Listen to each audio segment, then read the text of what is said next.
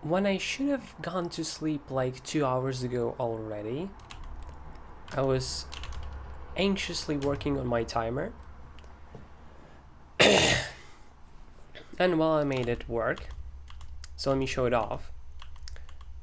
Here it is. So my timer uses turn down to start a timer. What's the difference though? It's the fact that it waits for your response until it finishes. So if I call timer for 1 second, it doesn't just automatically exit right now, it waits for me to type something in to actually exit.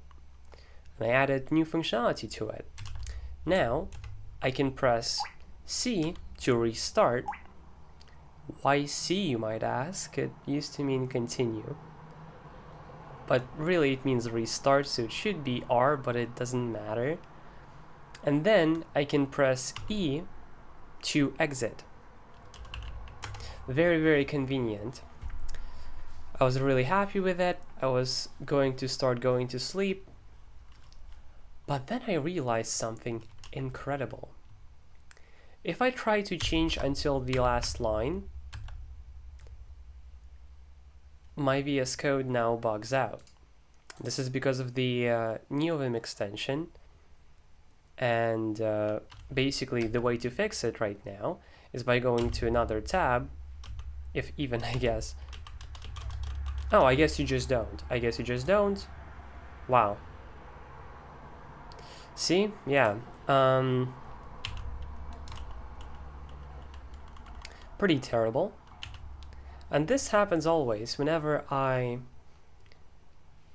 do something until the last line. If I change or delete, I think it's fine for yanking, yes, but if I change the last line along with multiple other lines, it bugs out. Before I come on to tell you the actual point that I'm trying to make, let's go to dot files and commit the change of timer. Impl timer add E equals exit, C equals restart. Yes, I'm gonna die on this hill. Very strange hill. Fuck, I love the fact that you can now see what keys I'm pressing. Like the fact that I pressed this in insert mode. Isn't that kind of nice? Right, so what I figured out is that if I start Neovim in clean mode, let me pop that in and restart my extensions. It says Alt-U, but in reality it's Shift-Alt-U, which is strange. Now if I see capital G, everything is fine. I can just type in like normal, meaning that this entire issue is somewhere in my config, which blows my mind. Meaning that I can figure out what exactly in my config does that. So let's open my init.lua and today's stream will be debugging my Lua config. This might take a lot, or this might take not that long. And if we have extra time, I'll also want to make it a bit better. It's all in a huge single file, hard to navigate, and basically it's not great. And I want to make it great. So, how I want to do this? I hope I can... What? What? Wait, hold up. What was that? Oh, hold up. Before we do anything else, I set Control K to create a new line. So yeah, that's silly. The fact that it didn't understand. Another thing that I hate a lot, like, I'm going up. Why are you suggesting me comments? So what I want to do is return 1 or something. But I can't do that. end of line expected after return. Add do end.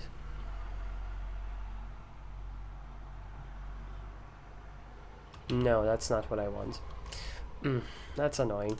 What I would want to do, ideally, what I wanted to do rather, is I add stuff to my init.lua bit by bit. So let's G capital G. It's not fine, understandably. And basically, we'll add things to my init.lua bit by bit. So basically, now I'll restart and check out, like, does it work? Can I just pop in a blank init.lua file? Yes, I can. Yes, I can.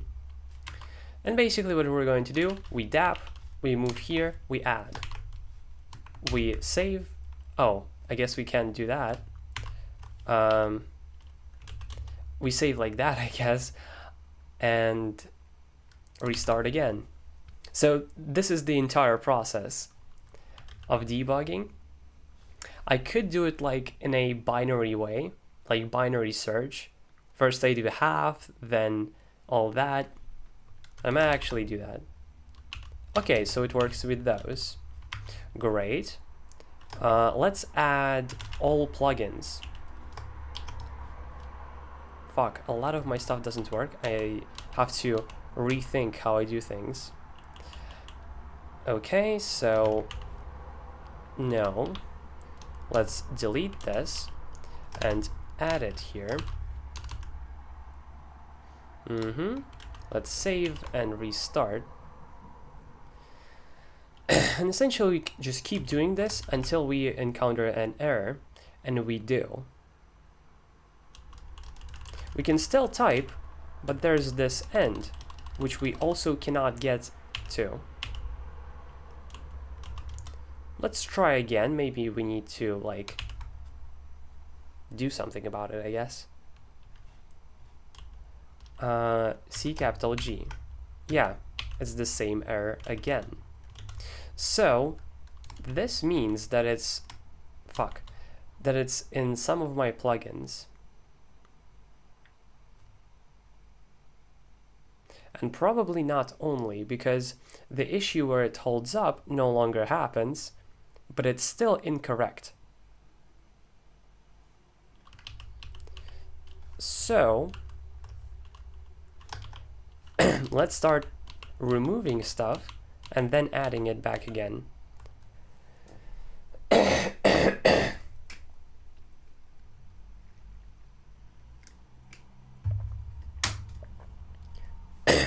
It's pretty annoying because usually when I press GC in visual mode, that comments out lines. I no longer have that because, well, not a full config.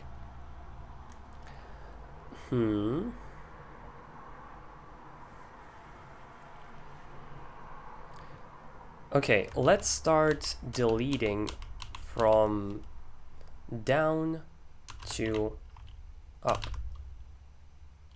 So we just deleted the last, hold up, not that. Oh, I guess we shouldn't delete. I thought that we still had that there. Okay, I have a way of doing this. Normal, or rather, dot period dot plus 15. Normal, this space. This works. Okay, so we disabled one plugin. Let's try again. And it works. And it works. How interesting. So if we delete everything and paste it here, so now we have our entire config. Again, let's restart. C capital G. Still broken. Yeah, still broken. So various text objects. See? Like, that's crazy. Various text objects is a problem, is an issue, but it's not the only one.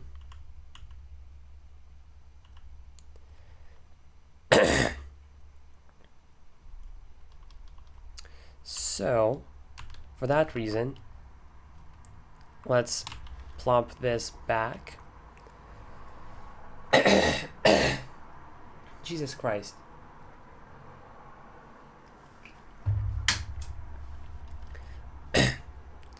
Okay, so what I want to do is try to... We still have the config plugged in, so we can just do it like this. Set to 0 to only look in the current line. That's... Yeah, let's try that. Fucking hell. Okay, so it's finished. C capital G. No, still a problem. Okay. What about that? C capital G. Ooh! Oh, it works now. Fucking hell, why? Like, I get it, it's the morning, so my voice is like not used to speaking yet, but this is annoying.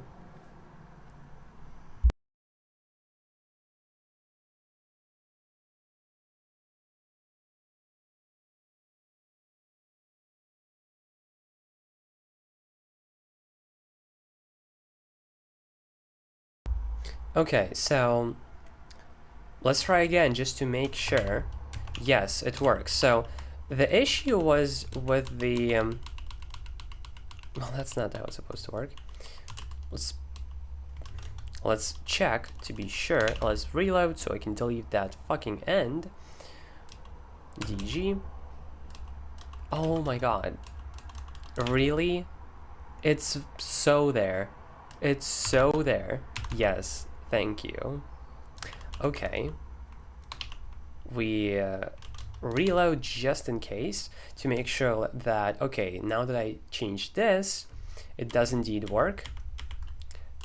I don't have a good way of moving horizontally, or vertically, I mean. C capital G. Yes, so it works.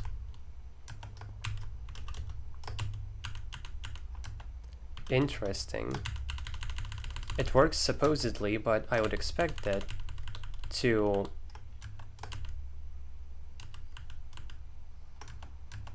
Why does it print the right angle bracket?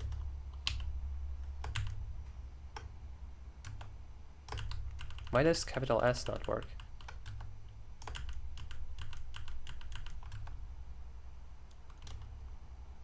Strange.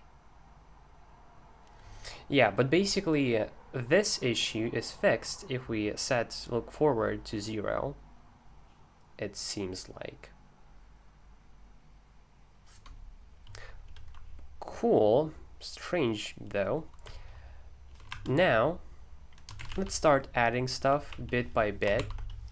We could like add far more stuff at a time. I just want to do it like safe so it's easier to figure out. There are going to be a lot of reloads here. I wonder... Oh, I see. When I'm pressing Shift and another character, it shows it as a capital character, which is like not quite what I intend. So if you see a capital character, that means that I pressed Shift there. And there's probably a setting for this. I fucking love baked. Normal? What happens now?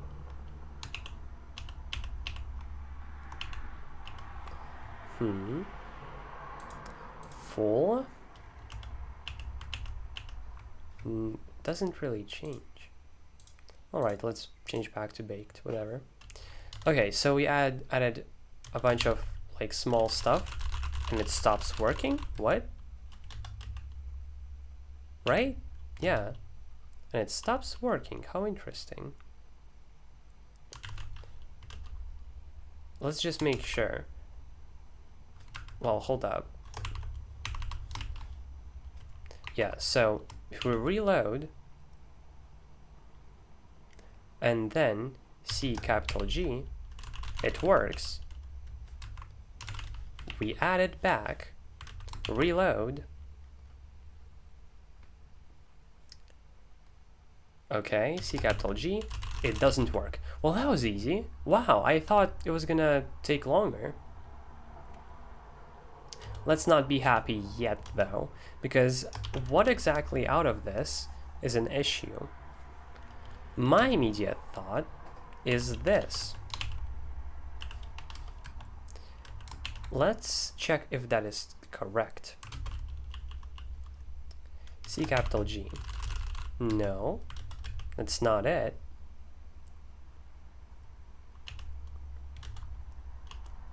Then maybe this.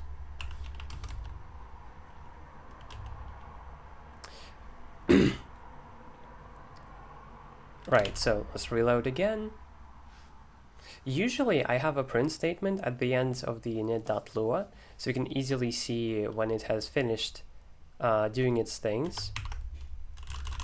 Still broken, how interesting. Undo. Okay. Imagine if it's the color theme, that would be hilarious. C capital G. Now I'm confused. How is it the color theme?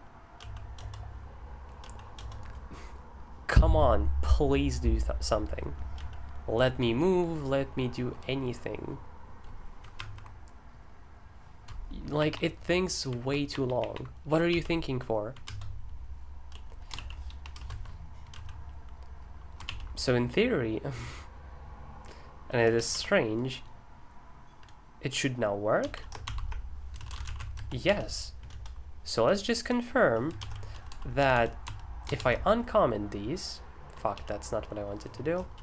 So capital U, I remapped to save the file. I find it very convenient because on VS Code, I have a few things that do things on file save. And being able to do them when I want is very convenient. Actually, I just lied completely to you because it's not on VS Code side. Yeah, it's not on VS Code side, it's actually on Neovim side. And you know what? I'm gonna do something crazy. I'm gonna use chat as a notes-taking app for myself to things I should come back to. That's crazy, wow. Yeah, I'll get it, what it means, I hope. Right, so in other words, it should now work.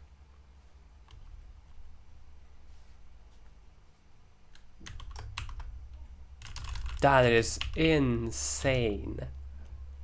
That is crazy. That is just straight up doo-doo. And let's just check that is the only place where it has that issue. Yes, yes. Out of all the things that I have, I expected the fucking color scheme to be the last of them. I think I have a way of of still having the color scheme without breaking VS Code. And let's put it in the else of this. Yes.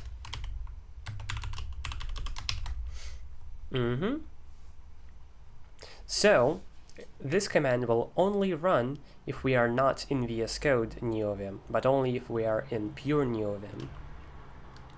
Let's just check if it works correctly. Yes.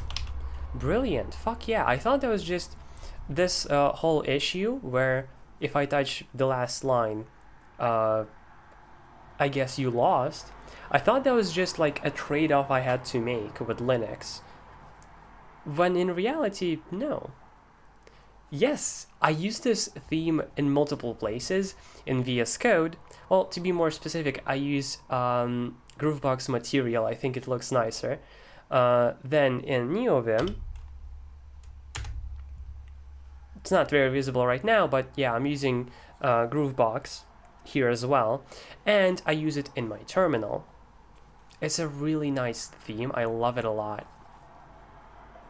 And I know it's like kind of basic, and not very Neovim. Yeah, which is what I'm going for. I don't think Neovim looks very good, if I'm being honest. It looks kind of ugly, which is why I still use VS Code rather than full-on Neovim. Like, Neovim just won't catch up to the beauty of VS Code. And beauty is very subjective, obviously. I mega see like someone enjoying this terminal kind of look, because it's a good look. I just would rather have something like VS Code. Yeah, so I love Gruvbox because it looks very VS Code-ish.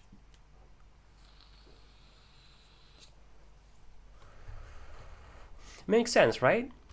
And I just want to like additionally point out, if you do like how Neovim looks and overall how terminal programs look and their like look and feel style, that's a very good taste, I think. And for the most part, I love how, yeah, I usually love when I use terminal applications because they look very good to me. But for some reason, my editor specifically for text, I don't want to look like that. Like, I'm fine with it looking like that. I'll use Neovim here and there in the terminal, but usually VS Code. And obviously, the big important factor that in VS Code, if I ever want to just try out a language, I install an extension, boom, I'm done.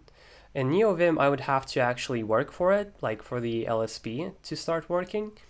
And with the amount of different stuff I try out constantly, it's just a hassle that's I don't see being worth, you know? Right, so I'm very happy that I was able to figure this out pretty soon. However, can I, maybe change this to this and this to this? I just want to make sure that I can still have this pretty cool feature without any negative. No, not really. That's fair.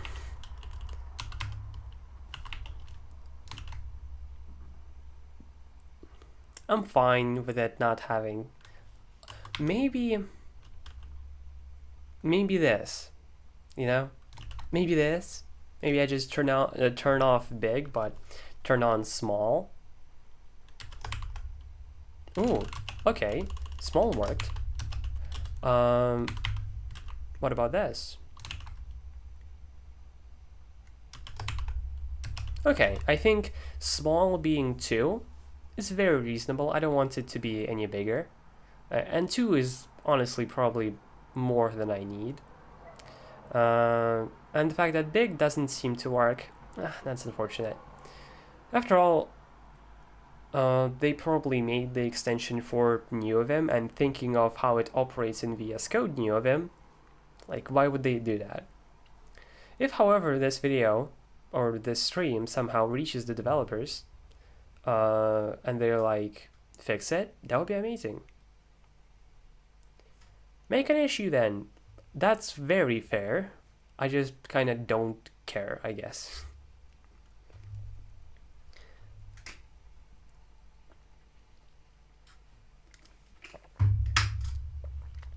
I recently made a pull request. Yeah, just open GitHub. Oh, yeah, the bookmark. Right, whatever.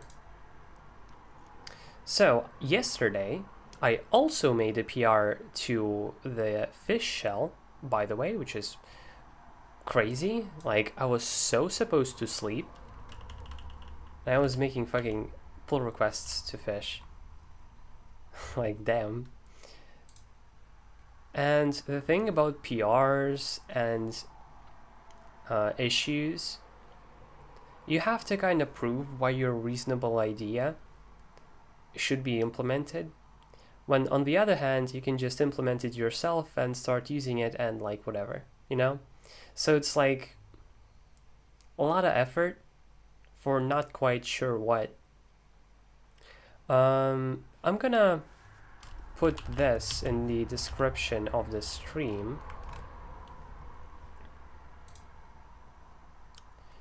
so you can check out the issue. Yeah. It's like, I'm surprised myself, if I'm being honest. And as a matter of fact, it's my first pull request that isn't just like fix readme, you know? It's my first pull request where I implement actual functionality, and I act goofy here, if I'm being honest. But this person is like elaborated, I guess, on my idea, which is great. And then what I was afraid of the most. That's a good feature, but instead of making it work at least some way, we'll just infinitely wait for an issue to be resolved that started 10 years ago. And true, I'm somewhat lying because... Oh, wait, ignore this. March 28th, so a few months ago. Oh, that's also a mention. But in terms of like comments, January 10th, so like a lot of months ago, activity on this issue. And all this makes me think that, yeah, this kind of sucks. Like, what I want to do is just have that function operate in a reasonable way. But for that to happen, it probably needs to implement some other thing, which is kinda inactive. And it's... that is why pull requests feel kinda sucky for me. Because to make this very reasonable and obvious thing to work, we have to make some more complicated and untalked about thing to also work. Instead of making the former feature work at all, you know? And the feature I'm talking about, let me show it. In Fish, let me actually move chat here. Well, what? Hold up. It should be on this side. In Fish, say I do Z. Yeah, I know, right? Like, it's like, fuck. Like, why is it not an option to make it work somehow right now and then make it work better in the future, if anyone fucking does it? And I don't know how to, like, do the token expansion, whatever they were talking about. So, like, luckily I'm just on a Z shell, so it works even in larger paths, like normal. I'm gonna explain what specifically I mean, and this is a feature that at least I haven't seen in Z shell, and I don't think it's there. Like, normal paths are completely fine. It's this cool feature. So, in Z, what if I want to jump to a subdirectory Fish?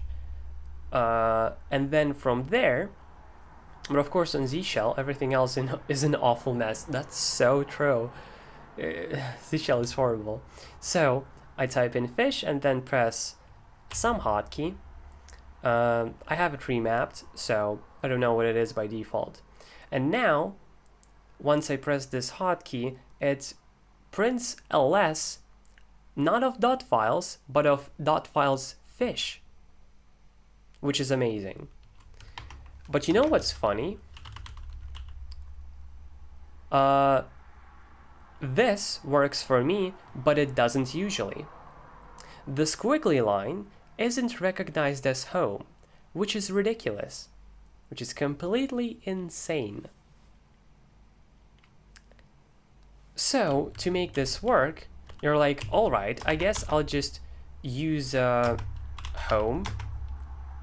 I know, right? And I always thought that this is a really cool feature, but I suddenly realized that it doesn't work with the squiggly. So, okay, let's say we try doing it like this, using the home variable to make sure it works, right? Well, the thing is, that also doesn't work. And it keeps working for me, by the way, because I made it work for myself and submitted a pull request that fixes it, but it's probably not going to be accepted. It's actually not a Z feature. You could have any path. You can... Basically, this works just on any path. Whenever you type in a path, you can use that hotkey to ls that directory. It's not a Z specific thing. Yeah, so this thing, even though we're using the variable, also doesn't work. And you know what's funny? If we put it in... well, I guess... fuck. Hold up. If we put it in quotes, double quotes, then it works. And this is a situation which you will never find yourself in. Home variable and in double quotes? That's crazy. So I fixed that. And now, as I've shown multiple times already, it works for me. So I can ls, and then I can look... Well, actually, I'm lying. It does not work for me. Wait, I wonder why. I guess maybe this. Yeah, that's silly. Well, yeah. It's supposed to be working. Trust me. Let's try to figure out why it suddenly stopped working. List current token with string replace from there. Right, because it's very silly. This is supposed to be home, but I was so sleepy yesterday implementing this that I typed in user when I meant home. So my idea is completely correct. My implementation is super silly because I'm just blind like that. Right, so now it actually works. Hold on, I'm gonna read you a message in just a sec. I'm not ignoring you. Just wanna show it off. Yeah, so let's restart just to make sure. And prog. What? Okay, we'll get to that. Z-shell has a plugin thingy for completions, but if you use Z, the path isn't relative to the current directory, so the tab complete stops working. Oh, that sucks. That really sucks. In Fish, it just works. You can just, right? Like, in dot files, I can do phi and tab, and here we go. So, works perfectly. You know what doesn't work perfectly? My fucking program. What the fuck? Built-in, yes. Let's run built-in fish. Prog. It's supposed to work.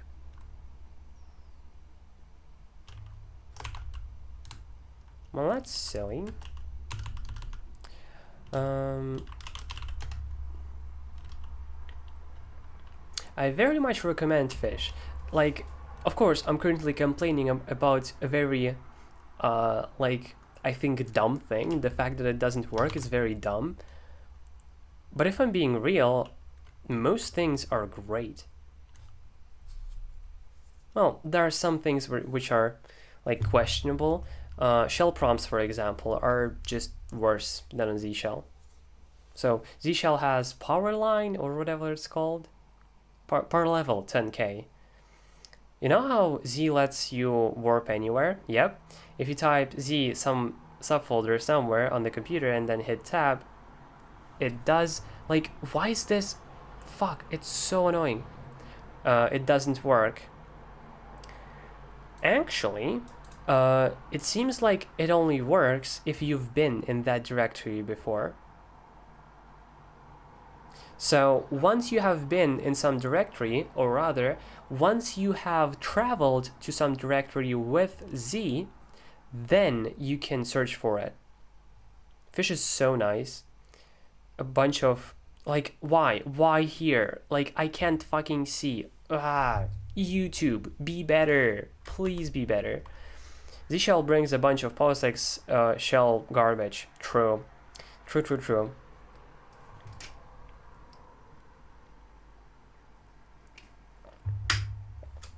Fish makes actually programming in a shell language enjoyable. Believe it or not. It's actually like kinda nice, which I'm very surprised by. Maybe like this it will work. No, which is strange. It's supposed to. Value, directory. Oh, why is it user again? Why is it user again? That's crazy. Yes, this. That's so insane.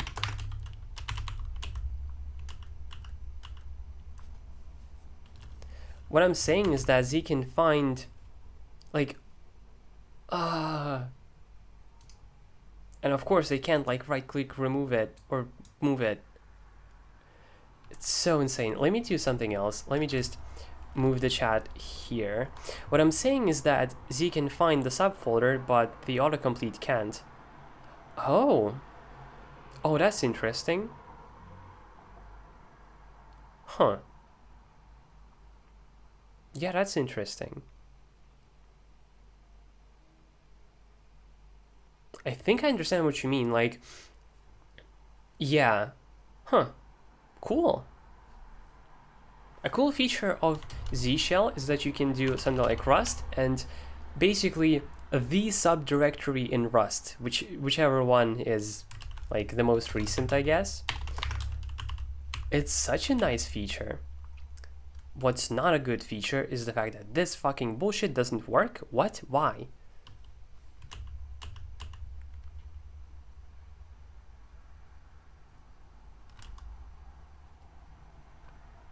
Why does it keep becoming home? I changed it multiple times already. Okay. Don't randomly change again, maybe? Yeah, fucking finally. Yeah, so that's what my pull request is. I am sure of it. It definitely has home instead of user, and I definitely didn't fuck it up in the fucking pull request. Yep, didn't happen.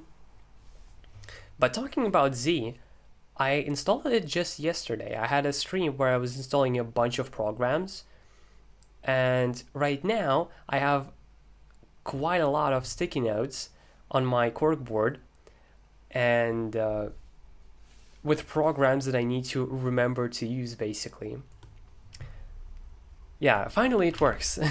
So it worked yesterday, but for some odd reason it changed to user, which is very strange. But yeah, so very, very convenient. So something that I can do, maybe I want to open some file in Neovim, and then I'm like, okay, so it starts in dot, where? Dot config, okay. Then I autocomplete. Then where I want, Spotify, I guess, you know? And then in Spotify, I'm like, what? I think I want prefs. Convenient, isn't it? I should probably not show that on stream. I have a weird one called Zoxide, which is a Rust clone of Z. That's exactly what I'm using, actually. Yeah, that's exactly what I'm using. I just call it Z because, well, but I'm using the Rust version, I guess. I didn't know there was a non-Rust version. And it also has ZI, which uses FZF, strangely enough, instead of Skim, a Rust version of FZF, to search for directories. It also has numbers here, which I didn't get why I needed, but it's actually kind of convenient because I don't have to type in the path. I can just type in... Oh, I can't type in the number? That fucking sucks. I thought I could. Oh, that sucks.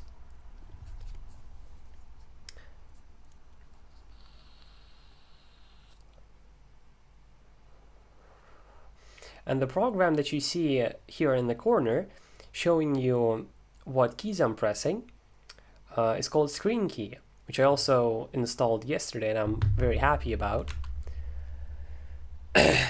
Yeah.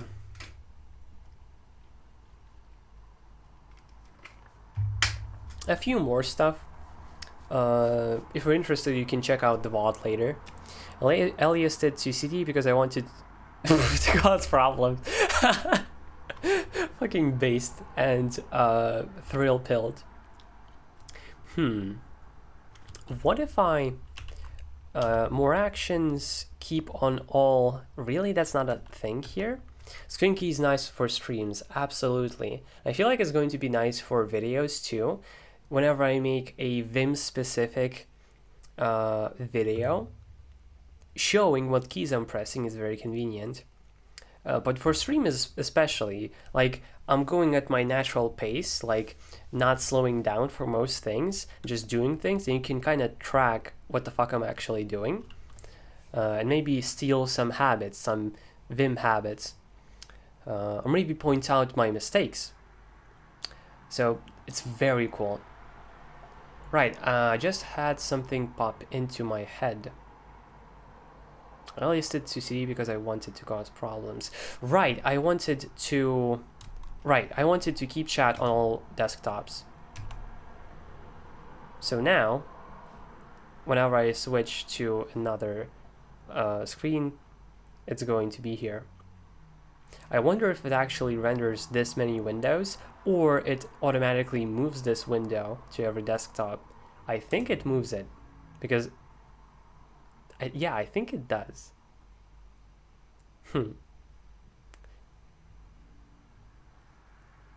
Interesting regardless. Yeah, I might fuck with this. Okay, so yay, we fixed Lua, and let's say exactly that. Fix Lua config, freezing, fix Neovim, fix VS Code Neovim, freezing on last line delete. You can see it resized, so it moves it. Yeah, that's what I think too. Which is so cool, that that's so smart. The fact that it doesn't open 16 in my case Windows, but moves it instead. That's so smart. Like, I love that. Right. Great. This is convenient. So, I keep like fucking flashing the AutoHotkey Discord server. If I just so happen to grow like noticeably more, it might become an issue where like I show that Discord all the time and people like bother the others there. Happened a few times, but it's okay so far. Regardless, yes, I'm starting ChatGPT to ask a question.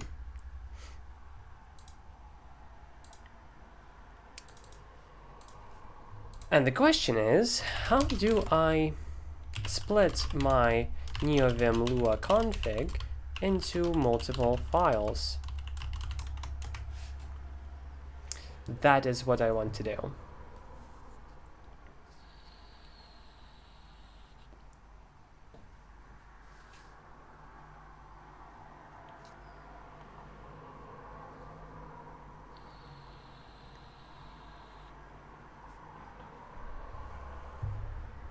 Because right now, fuck, I'm not where I want it to be. Yeah, here. Yeah, I know. And that's exactly the answer I'm expecting, but I'm not quite sure how it operates. So I want to figure that out. And you put the other files, like, why is that fucking, And you put the other files in a Lua folder. Okay, so you would make directory, okay, and put the other files in there. Well, the thing is, I keep my actual file of init.lua in a different directory. So I would rather make it so I don't have to symlink the Lua directory in there to this path that you're talking about. Mm-hmm. No, I fucking... What? Okay. Okay, so... Mm-hmm.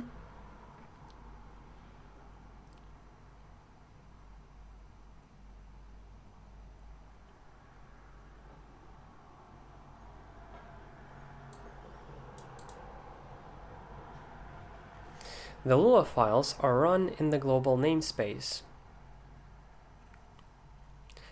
Do I understand it correctly that when you call require, it just runs the file? I don't know how it works when you change the path. I think it's going to be the easiest to symlink the Lua directory after all. It's not a huge deal. Like, okay, whatever. Ooh, I know what I can do. I can move my init.lua to neovim.init.lua in my directory and put the other stuff there, so I don't have to create a subdirectory Lua, and then I symlink. No, that may cause issues. Or it doesn't exactly run the file. That's what I thought, yeah. We'll load your config from each corresponding. It looks in the Lua directory by default. You have to pass the file name, yeah. Lua files are run in the global namespace, so they should return a module or encapsulate their functionality.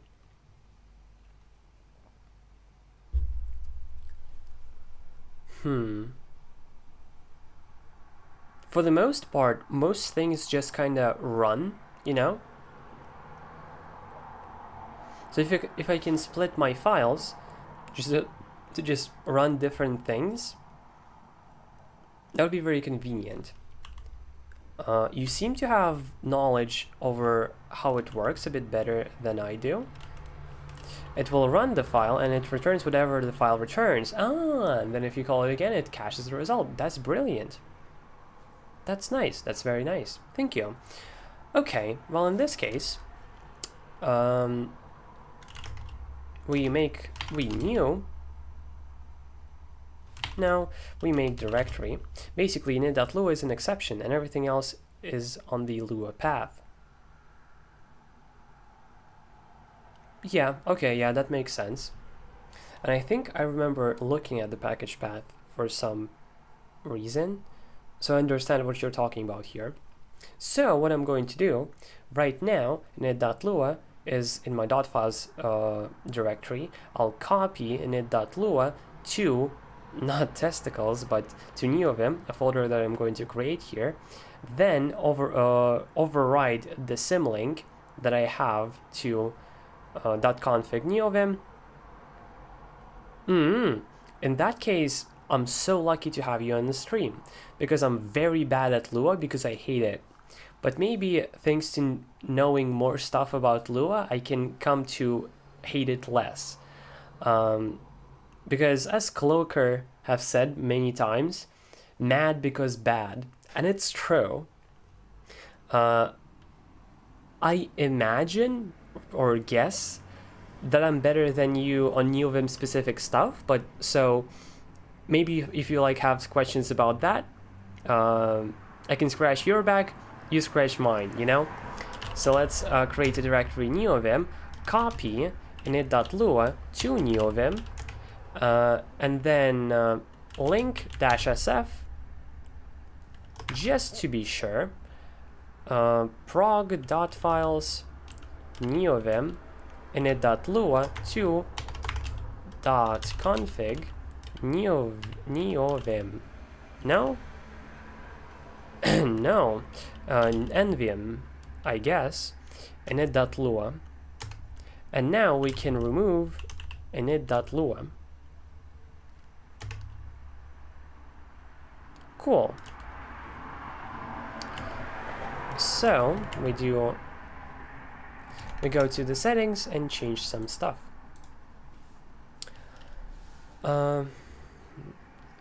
Init path something.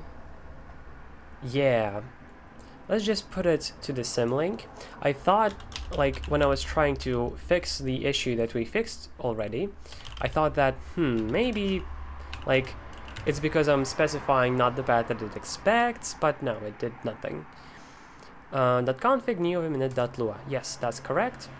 And just to be sure, we reload, and we can actually close all of these files. Okay, yeah, so everything works. Right, so now init.lua is in Neovim. Let's start with something simple. I'm going to put options into its own thing. So you can just require options, options are run, and here I go, right? Does that make sense?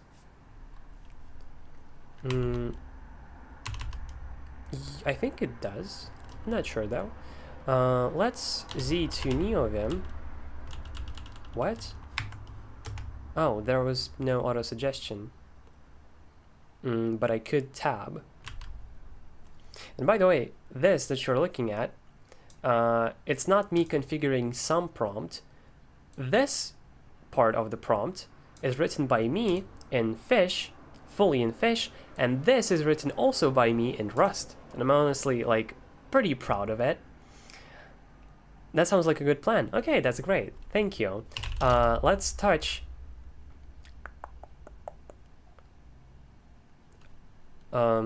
options.lua. Did you know, by the way, did you know that touch works via a side effect? What actually touch does, it updates the modification time of a file, something along those lines. Let's actually man touch. That's what I like to do. You get what I'm saying. Change file timestamps. Yeah, update the access and modification times of each file to the current time. That's what it actually does. And if the file doesn't exist, it creates it. Which is so interesting. What touch is most known for is for its side effect. It's so like, what? I would like there to be a command that specifically creates a file. Yeah, I'm glad you appreciate it too, because yeah, it's very funny. Man touch. Okay, where are we? Oh. Yeah, so DAP, we go to options, paste it here, and then, fucking hell, like stop auto-putting comments, require options. Okay, what can I immediately tell? It's probably going to be easier to check in actual Neovim, and that is exactly what we're going to do. Yeah, it works, just like that, huh? Well, that's easier than I thought. I thought that I would have to like export some module, then specifically run that module, and figure out how to do something like setting options to affect the global scale and so on and so forth. But no, not really, which is really nice. Wow. Damn, that's great. Wow. Interesting.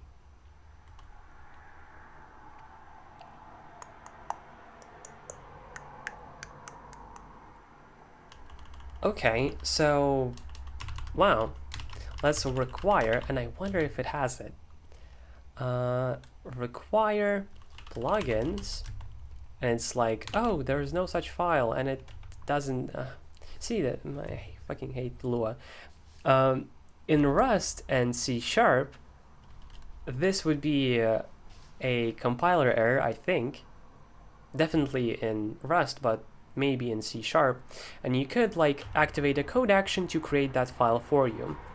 Get to making bigger programs, it is common to try to make your files be side effect free to load.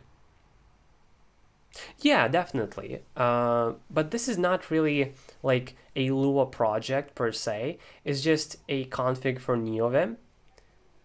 If I was so cursed as to make an actual program in Lua, that's definitely how I would approach it, because because that's how I do it in C#, that's how I do it in Rust. That's not how I used to do it in AutoHotkey, but it's similar to a Neovim config. Is runtime. Code action on require such a great idea. I know, right? Should add that to my... You have a language server? Like your own? You just have it. That's crazy. That's actually so cool. Wow. That's really cool. That's one of the coolest phrases you can say. Oh, I should just add it to my language server. You're cool, Zero. Is that how you pronounce your name?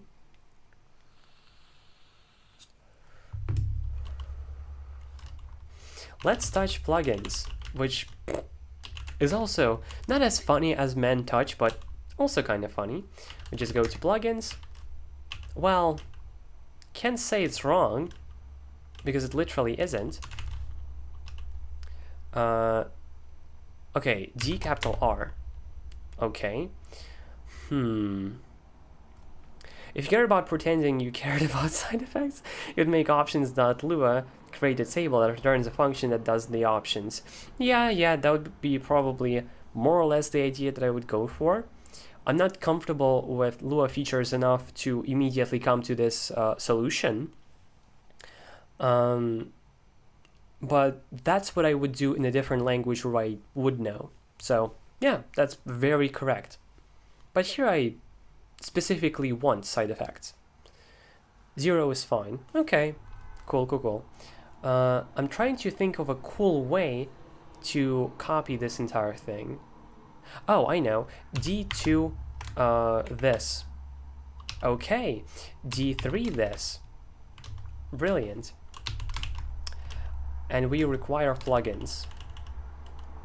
And it's so nice, it's like a small file that I can immediately jump to, and then it's easier to navigate it. It's so brilliant.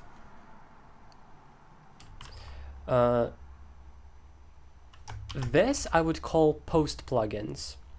Basically, you should only call this after you loaded in plugins. I'm working on a language server for a language that compiles to Lua. And it also has the same problem with the require function. Yeah, like I would expect require to be... okay, I was gonna say compile time checked. Like, what? What?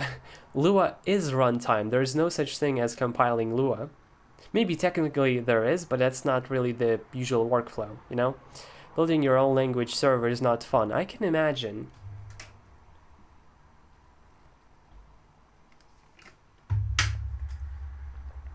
The most complicated language-specific thing that I've done is changing the regex for an extension for AutoHotkey v1 to make it work for v2 instead. And that was my first day using regex at all, and I spent 10 hours working on regex. You can imagine how good I became. Pretty fucking good. I was proud of doing it, and I was also proud of the amazing video that came from it, but obviously it wasn't a good actual solution, and then I jumped to a different extension, which was massively better. Okay, so we just add this to post plugins for sure. Now I wonder, what else? I think I add this to, like, require Lua line setup and other specific setup for plugins. But when I set hotkeys or key maps for plugins, that will be in a separate file. That makes sense. Yeah, I like that. It's kinda a lot, but it's still pretty easy to jump. Okay, that's gonna be what I'm gonna do. So we just grab this. Actually, we could grab more. Post plugins, I'm gonna call it. Touch post plugins. Rather, conf plugins. Not Lua. Require it knows it. Wow. Okay, that's cool. So we just go and put it here.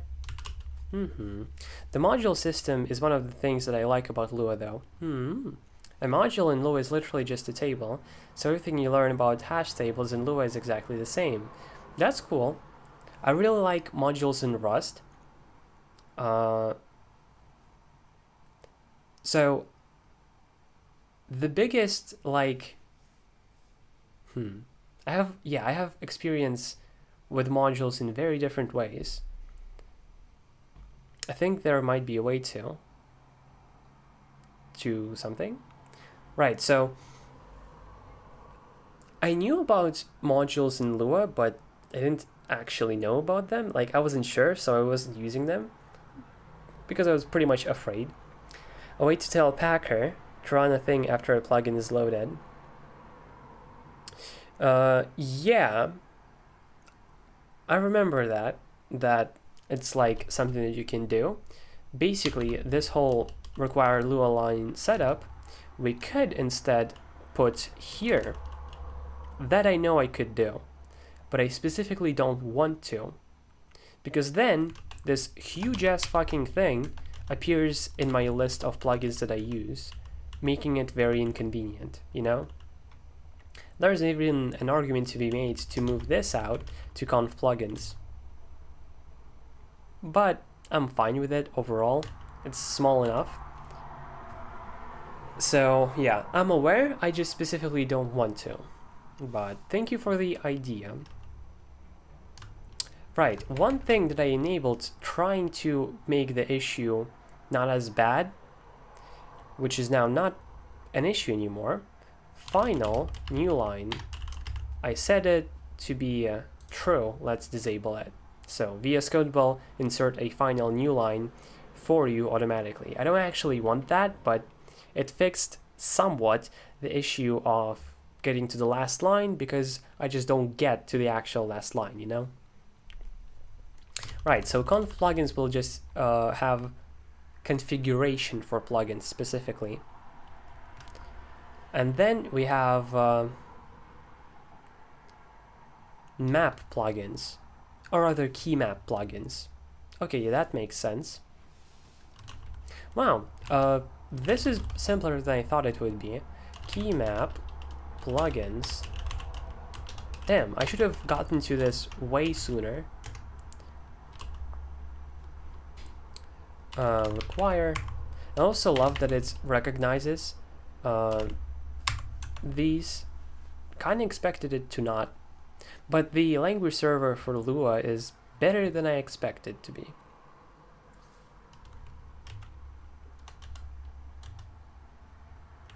It's interesting that it also recognizes Vim as defined global. It's very nice. Right, so we just go and copy these, and there are actually more key maps that I don't remember where they are, and we're gonna get to them. Yeah, that still applies, and this still applies. Okay, we're done for now. Key map plugins.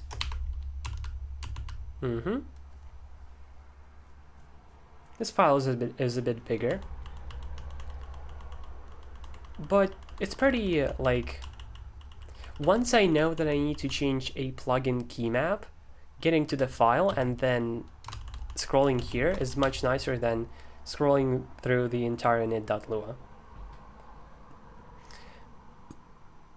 Okay, I don't intend to switch back to Windows, so fuck this. I have a question for you. What I want to do is basically do something like this. Key map is Vim key map set, so that I can use it in every thing that I require. Can I do that? Or do I have to define it in the modules themselves? What is O and X mode? O is operator pending mode, and X is visual mode, but said weirdly. X mode includes select mode, which is a thing that you get with your mouse. It's like, what? But yeah, it's technically better, but I don't like it. But operator pending mode, yes, that works, but is a bit messy. By messy, do you mean like hard to track / manage? Because I very much see it. Basically, I see how to make it easy to maintain. So that's not really a problem for me. But yeah, if it works, that's great. Operator pending mode is the mode that you enter once you press an operator, so D for example, or Y, or C, and so on. Once you press an operator, you're now in operator pending mode that waits for a motion or a text object. Yeah, that's understandable. Just kind of sick and tired of this whole fucking bullshit. Like, 2 period accesses for something this simple. I'd rather abstract it.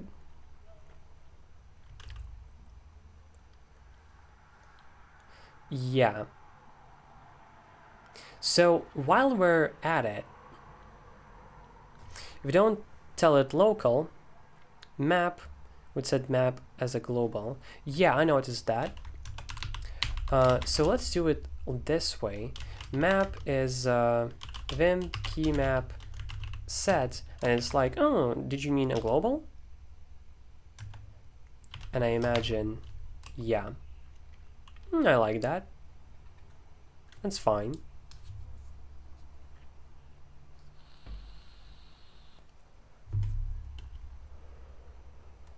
So, something that we're going to do right now, you could also keep it in the file by saying local, yeah, and then you have lexical scoping. What do you mean by lexical scoping? Oh, like, you mean scoping that makes sense in terms of the language? It's just that if I ever decide to change what that is called, well, now I have to go to every single file rather than just changing it in one place. I understand your aversion to globals, and honestly same, but I think here it's mega fine. Let's SD this to map in everything.lua.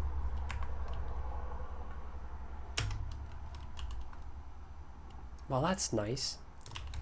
And we pop this back.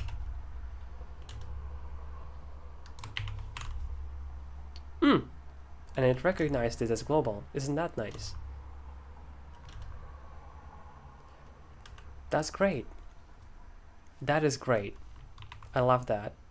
Now it looks like nicer. So at the top of keymap plugins, keymap plugins, you could put that local line, especially if it's the only file you're writing keymaps to. It's not going to be. I'm gonna have quite a few files with keymaps.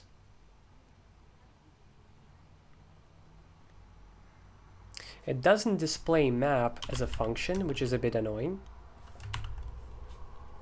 Yeah, Lua language server is really good for global somehow. Yeah, true.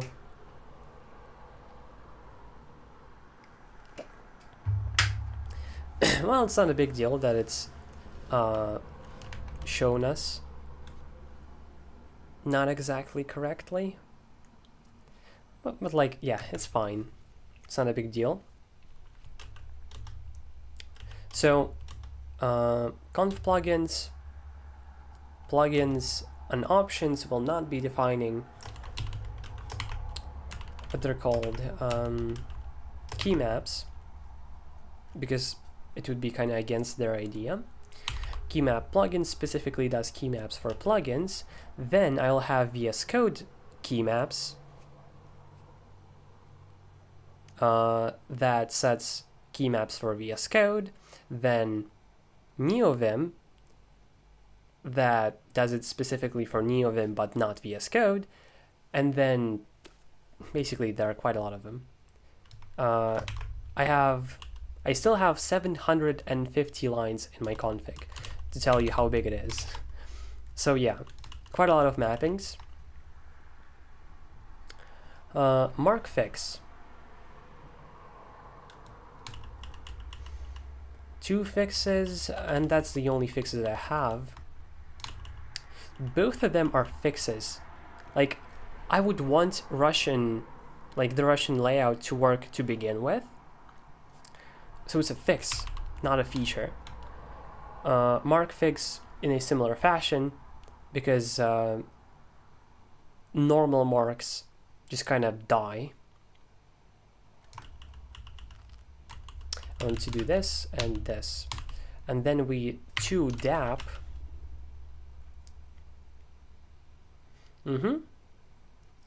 Let's create a new file. Touch fixes Lua, and we require fixes. Fixes. Let's go to fixes and paste this. Great.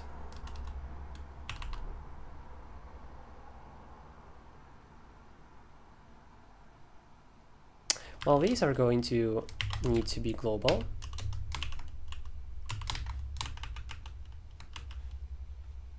And it's going to have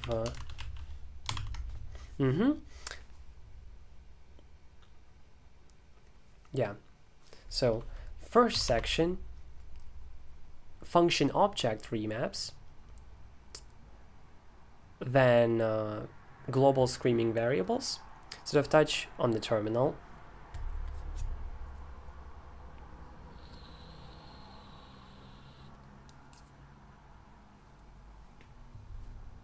yeah. If we're gonna say you could do it in VS Code, I don't want to. Like, if you mean this. Like, I'm aware, I just don't want to. I don't like it.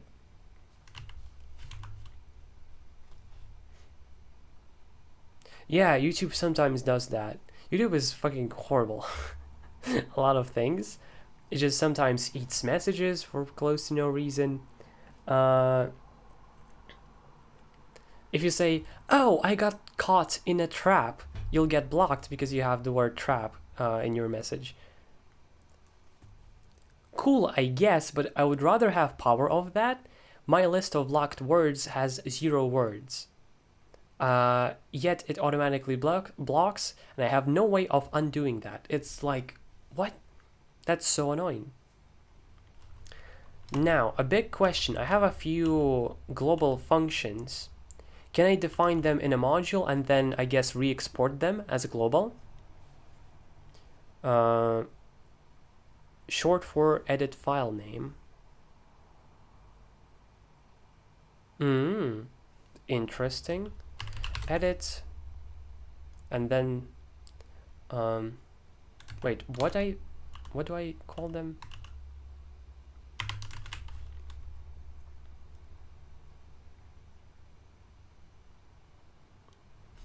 Okay, so it is censoring the short one. Huh. Strange. And it's also hard to figure out what the fuck it blocks. It's weird.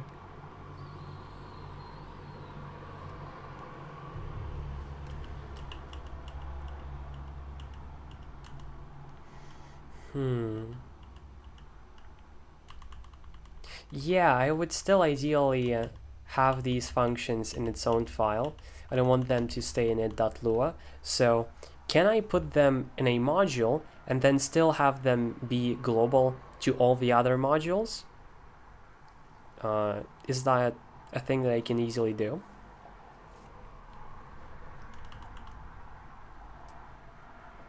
Maybe it thinks my file name is URL.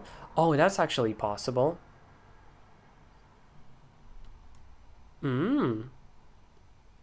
Let me try that for the next thing I do. Okay, so VS Code Lua. Yeah, doesn't work in the extension. That will work. Just like that. That's great. Okay. Thank you for the suggestion for the like edit file name. That's very cool to know, but unfortunately doesn't seem to work. But I don't actually mind using the terminal for that. I actually really enjoy using the terminal like a lot. What was it? VS Code. So basically the way globals work is that the globals are just another hash table. Well, that's simple. Nice.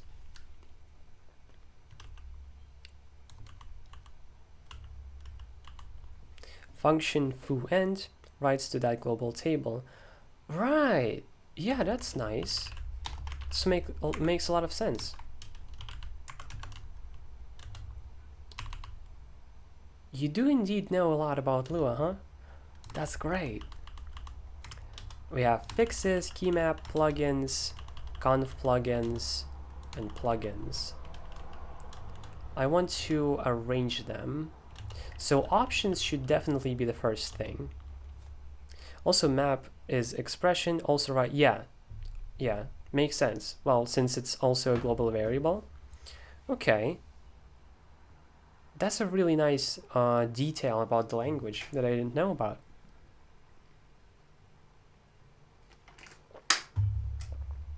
Right, so first options I want to be first.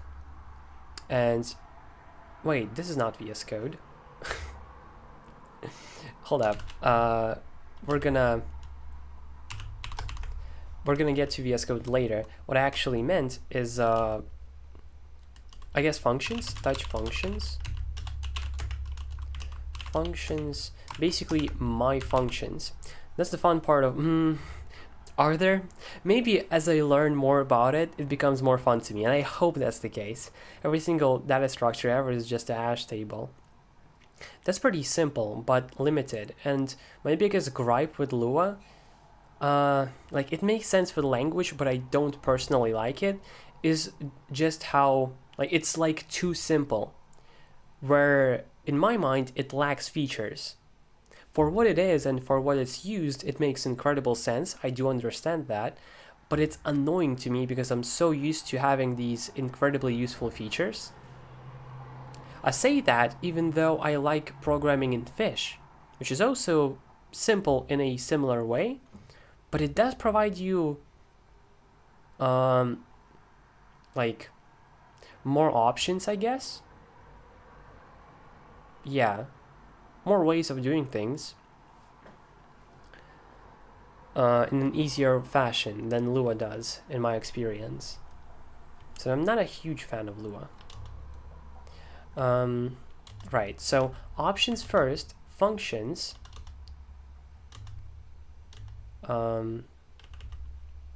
fixes, right, so we have options, functions, fixes. Fixes may use functions. I totally agree with what you mean. I just enjoy Lua because it's possible to get a really strong intuition about how everything works. Yeah, that's a pretty like cool part, I guess. Huh. That's true. That is very enjoyable. I've been enjoying that in Rust. The fact that even though, well, it's not simple. Things are kind of like difficult a lot. But everything makes sense. You understand how it works. It's very like clear. Doesn't hide things basically. And things that it does hide, you can still very clearly see. So I like that in Rust a lot. That's very attracting. Well, C# is very different. it hides most things away from you. The downside is that Lua is missing everything. True. Yeah. I hope we can befriend this language though, because it's naturally very useful to me, because, well, the Neovim config, but like, fuck. So options, fixes may use functions, VS Code goes way after, because plugins first. C# has magic select syntax, which is there just to confuse everyone. That's so true. But I honestly love it. It's strange, I know, and I agree. Usually people would use the normal like method chaining syntax, but I love the select syntax. It's so, I don't know, cool looking. They love making things confusing. True, true. And they also love making strange decisions. Like to check if a string is empty or null, you call a method.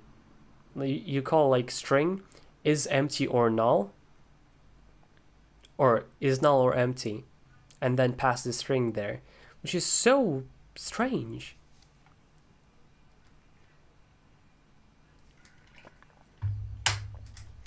But still, C# is somewhat an enjoyable language to work with. Somewhat. Not amazingly, but somewhat.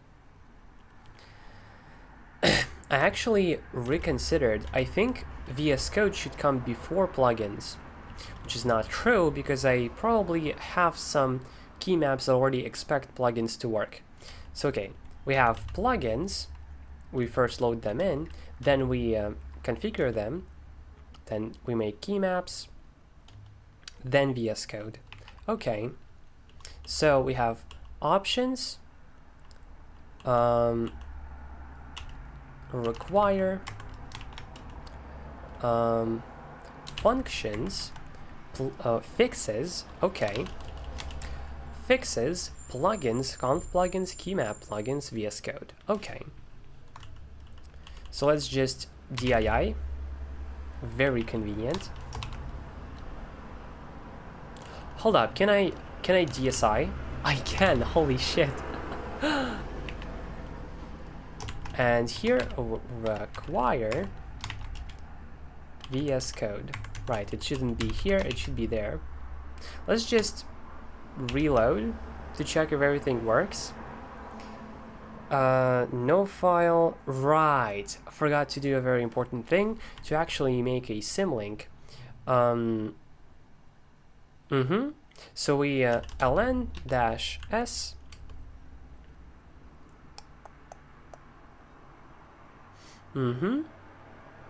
disconnected. Okay, cool. It's part of a plugin? No, you would think, right? Almost, but not quite. The plugin is Neovim various text objects, which I installed the day before yesterday, I think, on stream as well. And it includes it as an option that you can map. And in key map plugins, I actually do. So once I commit this whole thing, you can just grab it from my .files or from the plugin page because it's set there. Essentially, you delete what your code is indented by and then dedent. It's very helpful. Let me show you what it does on a more easy to catch example. So here we have else and end. I can DSI if it worked. And then what would essentially happen is it deletes else, it deletes end, and it does this, you know? Right. And it feels like Vim surround because that's just the suggested key map, but it's actually not part of it. It's part of this cool ass plugin. Right, so I want to make a symlink to pwd to.config neovim Lua. Should work. Let's ls this path. Yes, that's exactly what it's supposed to do. Let's reload. Just like that, huh? And it just works. And it just straight up works. And now DSI. Yeah, it just, wow. That's so easy. I didn't think it would be. So yeah, the stream that's called something like Neovim configuration that will surely be fun. I think that's the name of the VOD. I install this plugin and set it up and like check it out. And also Spider, another plugin. I very much recommend checking those out. Right, so now we just require VS Code, which is really nice. I also want to change Vim command to just command. Let's do exactly that. Let's SD Vim command, Vim cmd to cmd, and all Lua files here. Okay, did it work? God, that's so convenient. That is so convenient. I didn't used to have a way to mass replace in many files, which is surprising, but yeah, actually. And I didn't realize that sed could actually do it. I use funnel, which is a list language that compiles to Lua. That's even more interesting, huh? Huh, interesting, wow.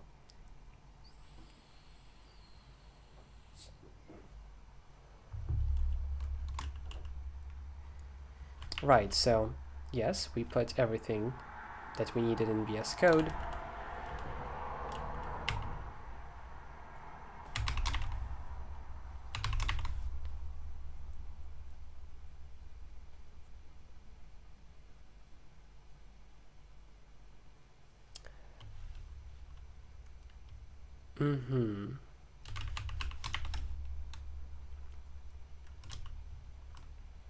Let's also replace this with VS Code notify.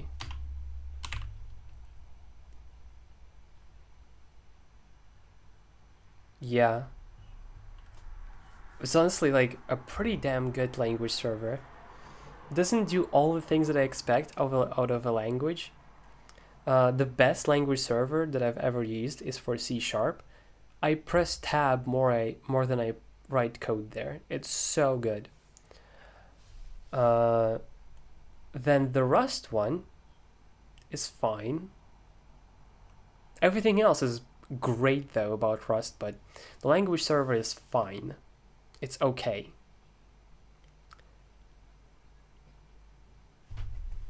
Well, actually, what am I doing? VS Code notify is clearer, more understandable. Yeah.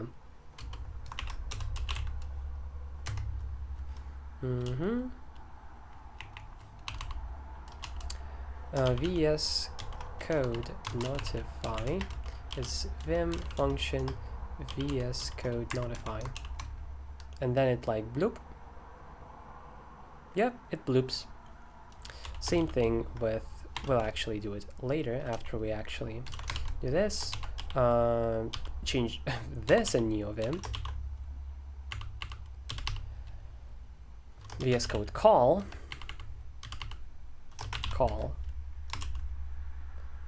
Yes.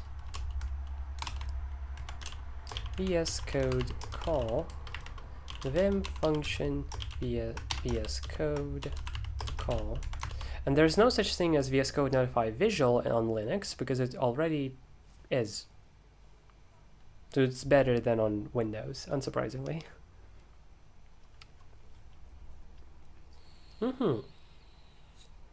That's great. This is so much cleaner looking. Wow.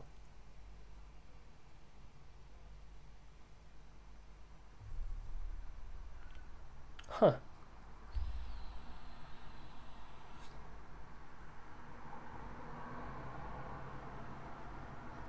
This is so nice.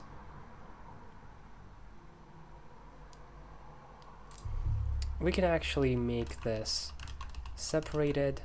It's a bit easier to see.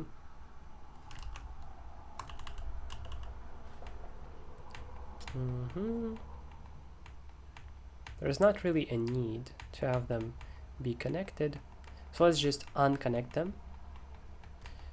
Yeah, and that whole thing, I should put in curly brackets, because turns out you can do it.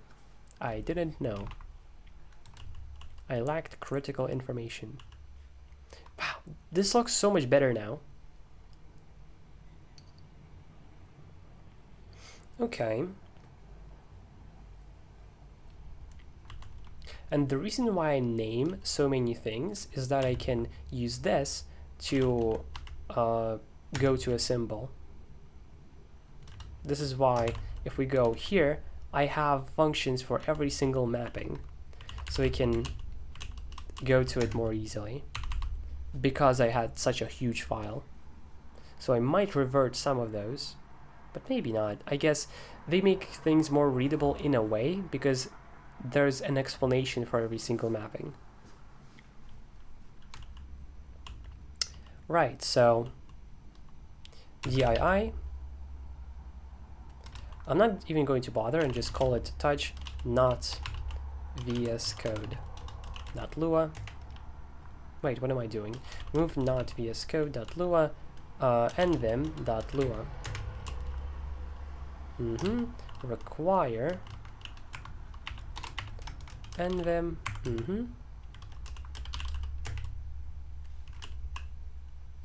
Блин. I held the wrong key. Can't you use comments and just search through the file? Let me show you. What if I accidentally don't know the name specifically, but know some characters in it? You can see here on the screen it says top something something. I'm like, okay, top, and I remember that it has in for some reason. Boom, I found it. Because fuzzy searching. You can't fucking fuzzy search a comment. At least I haven't found a way of doing that. So yeah, that's the reason for fuzzy searching, because I'm not going to remember what every single comment says.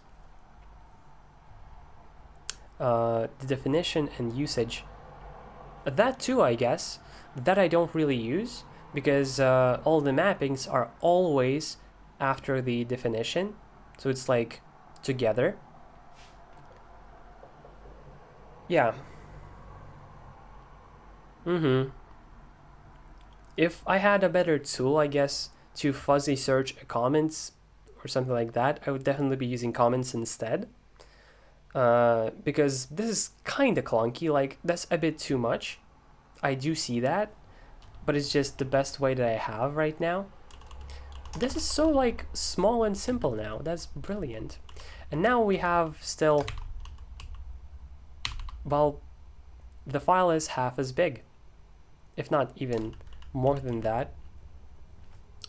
A bunch of other different mappings. I guess let's start going by them. Easy align and replace with register are both key map plugins. Key map plugins. And this actually doesn't need to have its own like variable. Very unnecessary, I think.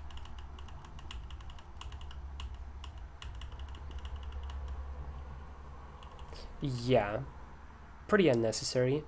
Ooh, I can delete a key. Well, isn't that nice? Leader DI, I think. Guess not. leader DL. Right, okay. And then GR inside word. Brilliant. Neovim motions. I won't be a villain, and I'll show you how I actually do that. Leader DL. So here we have leader DL. We delete inside line, which is a plugin.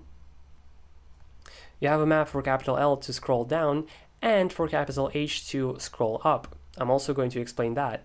And I actually have a video on that called Better H and L Motions for like a full overview if you want that. Right, so DIL is from a plugin to delete inside line, and that's what it does. Then we access the black hole register and delete the current line. So what ends up happening is we delete this line and delete this line as well. In other words, we take what's on the line, but we remove the line itself too. And now when I want to paste it, I don't paste a line, I paste the text that was on that line. It's very convenient. It's an action that I do very often. And then what we also have, I think this is VS Code. Yeah, VS Code. Isn't that convenient? Move to this. So here we have capital L and also capital H, which calls this function that calls these two functions. Move to bottom screen uses this cryptic VS Code command, which in Neovim would just be like what? Would just be L. So it calls itself first, but what's most important is then center screen, which would be ZZ usually.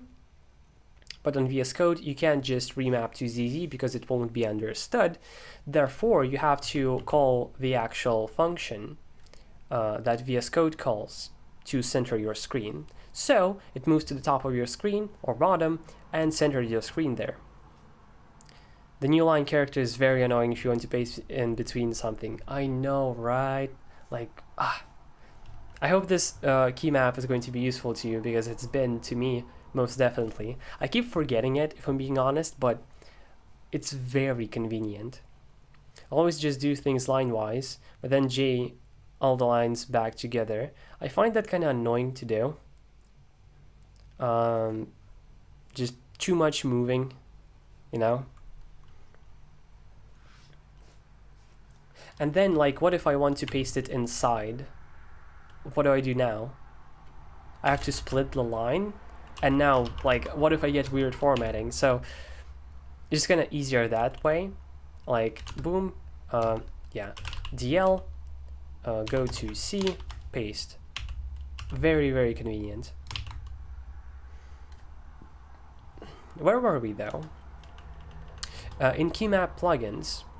So we just do this, delete a key, this, go to, is there? Well, we can technically 70 GM, but that's just flexing at that point. It would be cool if there was a plugin that reminds us if we have an easier key map for something. I think there is such a plugin. Vim linter. That's a funny idea. Yeah, I think there were a couple of people that tried implementing it. So there are prototypes out there which don't quite tell you everything, but the usual Vim motions definitely. Like, there are plugins that will essentially maybe not allow you to use the less efficient ways or something. Or maybe say that, oh, you should have instead used this. I haven't tried any, but I've heard of them a lot. Let's go back here. Text objects is another file that I'm going to create because I create one text object that I'm really proud of called the Vim text object, and I'll need to have some, why do we have a line here? VS Code, Why are you tripping? Okay, so say you have an if what? That's strange. There's one for Z shell which reminds us of aliases. That's convenient. That's cool. I think there is one for fish too that does exactly that.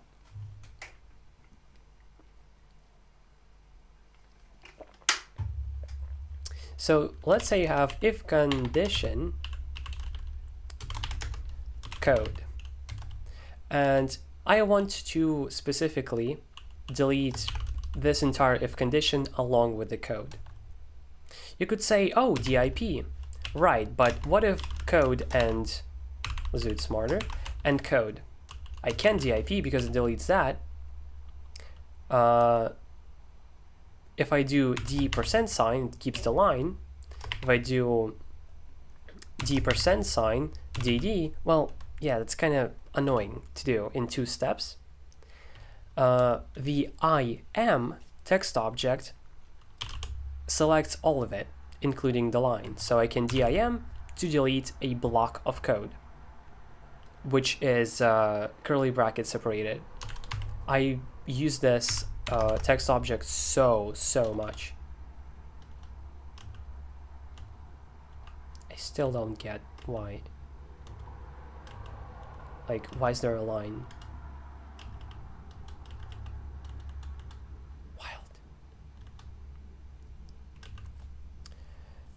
VI curly bracket VD is the painful way to do it, and that's more or less how the text object works, actually, as you can see.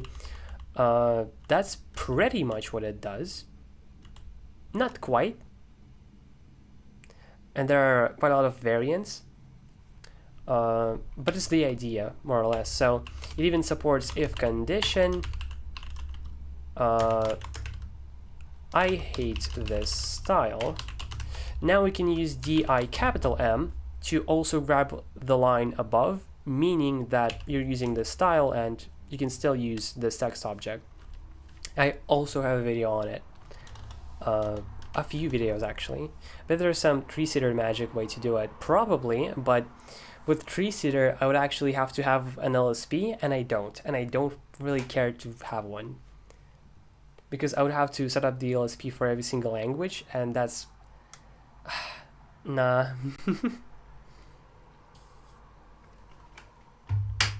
While this just operates on text, and I want to be able to do it anywhere because I'm used to it. So what I want to do right now is copy all of these text objects and put them in a new file.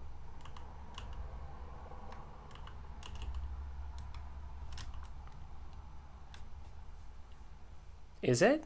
You'd have to set up a tree seed. Well, see, that's pretty much the same thing then. Text objects. Like, yeah. I would rather just operate on text. It's worse, I agree, but if it works well enough, great. I have tree-seater integration. Then it might have something like that. Oh, you mean an LSP has tree-seater integration? I don't believe you. I'm sorry, I don't even know what to say. Like,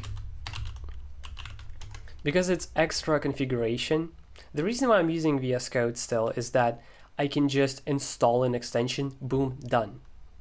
That's it. Also having to configure stuff for every language and then probably deleting it because I don't want to work with the language anymore is just, Yeah, it's more clear, it's easier in a way, harder in another way. What was it? Text objects. Text objects. Let me paste it.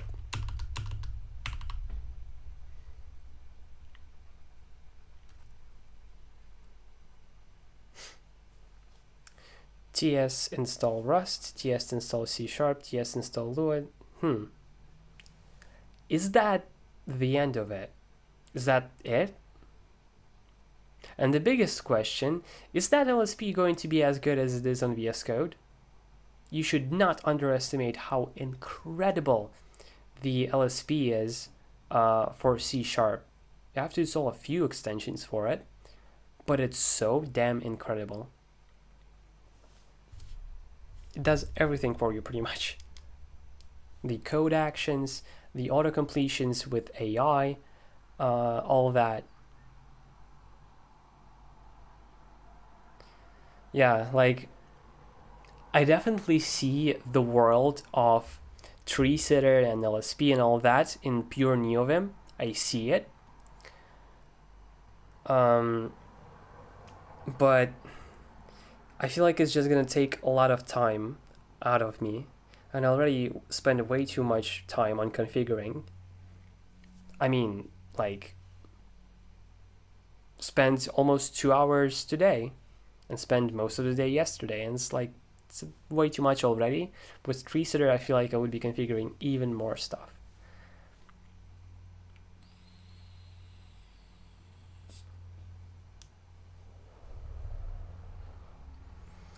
So what I think I want to do is remove the ridiculous naming and just put comments, because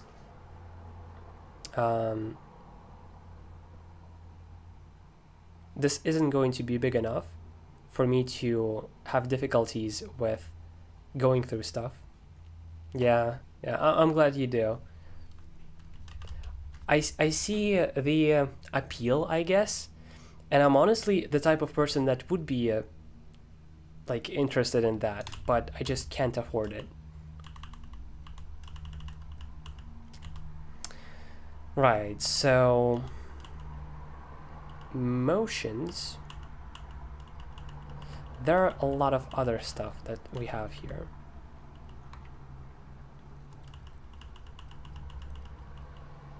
A lot. I would like to split it up somehow. Ooh, notice something.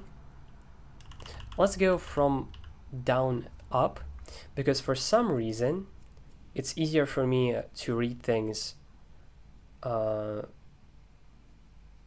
bottom to up. Yeah, it's very annoying, and it's not even something that I said to be the case. Yeah, same. Like, I can't even disable that. I can't let you paste links, even though I think it's fine. It's like, come on. I made X copy the current character, by the way. Yeah,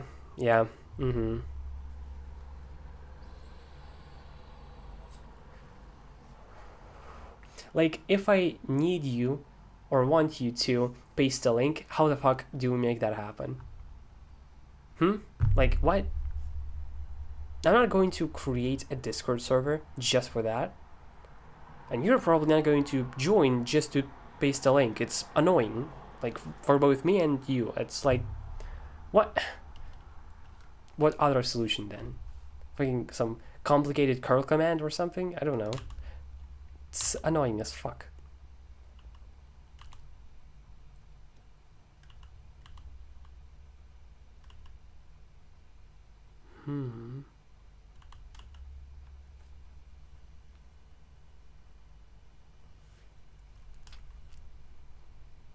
I forget why this isn't just a remap. Can it not be? I'm sure it can, right? Hold up. So if I press this, you know, so D and that, I see. I wouldn't be able to just, no, hold up. D capital V. Oh, because K, I see. But if somebody clicks a link, then you would navigate off of YouTube, and the investors say that we need to use dark patterns to keep you on YouTube. Wow, that's actually a conspiracy theory that I agree with. That makes sense. Is there a GitHub repo for your Neovim config? Yes, it's called .files. It's pinned on my profile, and there are links to my profile and to specifically to .files in the description of every single video and stream. And it contains like all of my dot files. I have a lot. It even has a file with colors that I use. Well, this I don't use anymore, but I have for Gruvbox material, and I should put the color scheme that I use for my terminal, or rather my shell prompt. I thought you would do map leader remap false.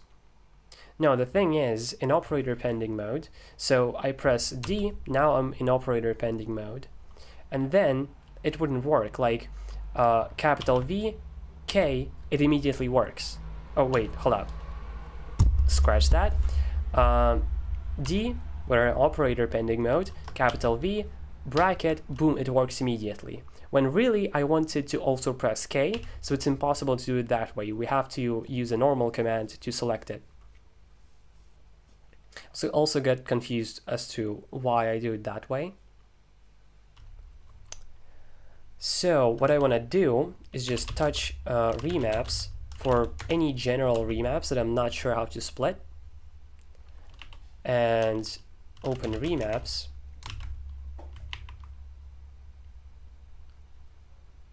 Yeah, it's kind of weird, but once you understand how to make complex remappings like that, you're like, oh, okay, I see the rules now. I don't enjoy the rules necessarily, but they're okay.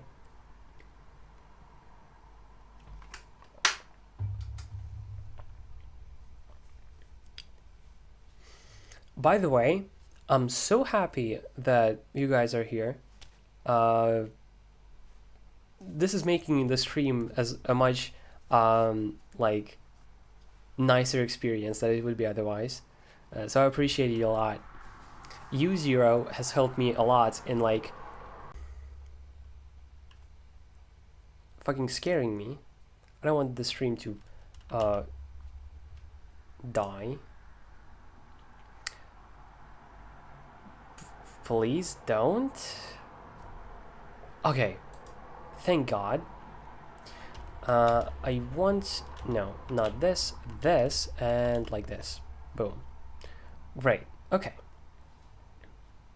So it's like the same everywhere, because this is so annoying. Okay. So to remaps, I'll just move all the random stuff that I'm not sure how to name. OBS cut off for some reason. I hope it doesn't happen again. My internet isn't very good.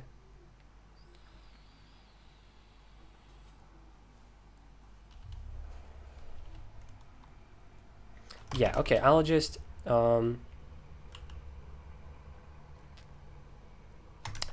actually, there are some basically one-to-one remaps. So this is a one-to-one remap, somewhat.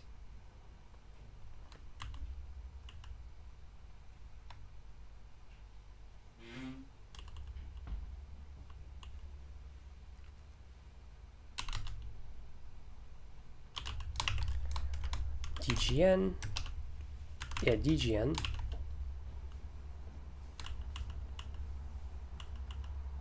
Yeah, so there are some one-to-one remaps that should be in remaps specifically, and there are remaps that do specific functionality.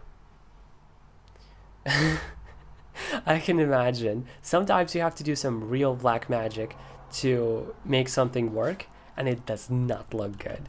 I probably have some. Well, this is like, it's not horrible, but it's kind of bad. I find it weird that, let me show it. So by default, if you use G, capital J, it would put the tab character here still, which is stupid as fuck. Obviously, I want the line, even if it's indented, to still not have anything. So I implemented it that way. I swapped the letter N and J. Interesting. Interesting. Fuck. Damn. I'm not going to. Thank you for the suggestion. I make space do nothing because it's annoying if it does. Same with backspace. Yeah, so remaps are specifically things that from one to one, not functionality, just remaps. Something like this, or even this, in my opinion, is functionality. It's not a very precise separation, but I think it works for me. What do you think about it? Like, does it make sense? So this is a remap. This is functionality.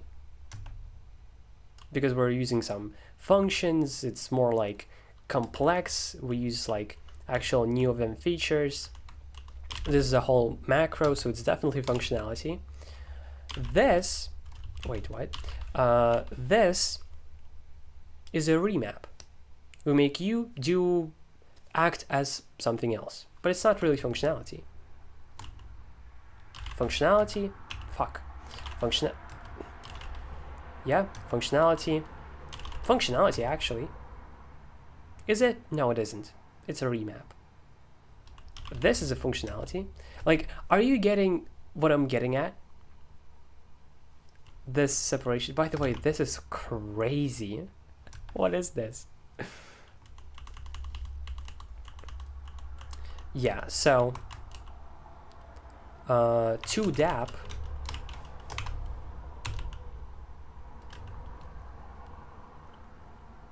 It makes sense to you, then I think it works.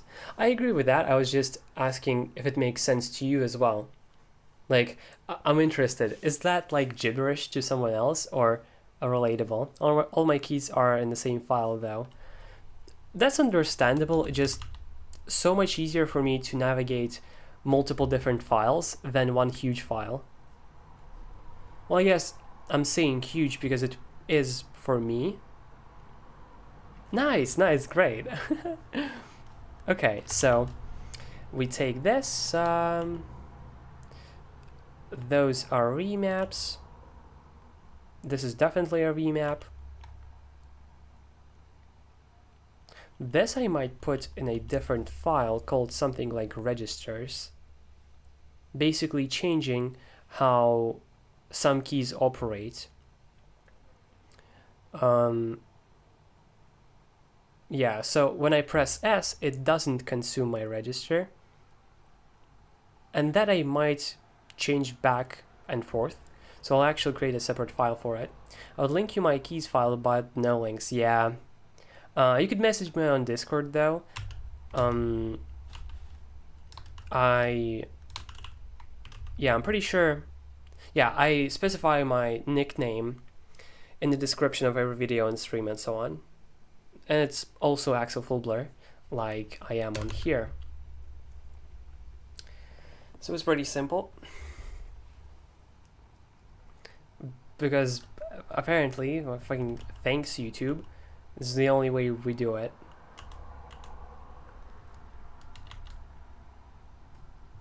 Maybe there is a way to disable this functionality, like disable filtering at all. And then I can decide who to ban, you know? Like, okay, yeah, I didn't even think of that. YouTube is horrible for another reason. It removes my fun of banning someone that did something wrong. And its filtering didn't even, it's not even that helpful. Because I still had to ban a transphobe on my stream once. You banned the word trap, yet you don't ban "you're a man." Fuck you, YouTube.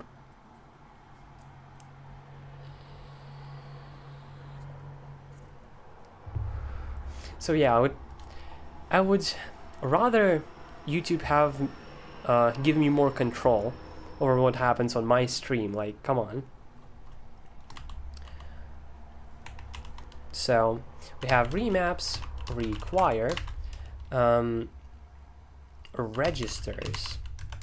That does something to do with registers. Touch registers. Lua. We open them.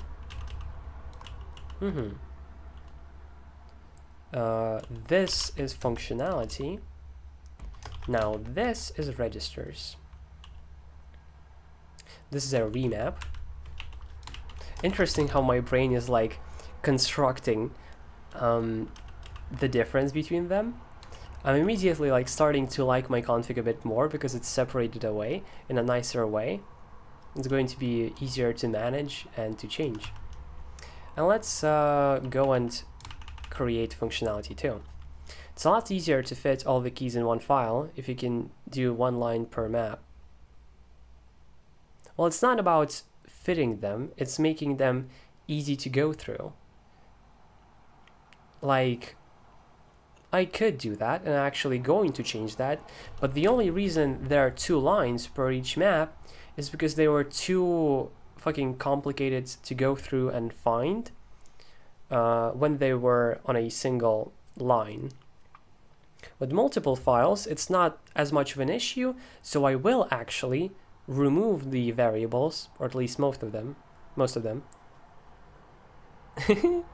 I love it too. Taxonomy is a cool word. I can guess what it means from the context, but I don't actually know the word.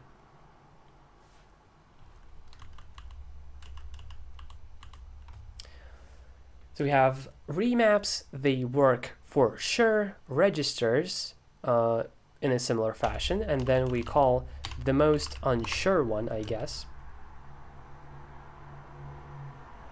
Yeah, we call the most unsure one, which is functionality. Which I didn't yet create. Touch functionality. Lua. Functionality, yes. Now we open it here. Functionality. Boop. I love saying boop. It's so it's great. I should do something like dip and then this. So the same thing that I have for leader DL, but for a paragraph.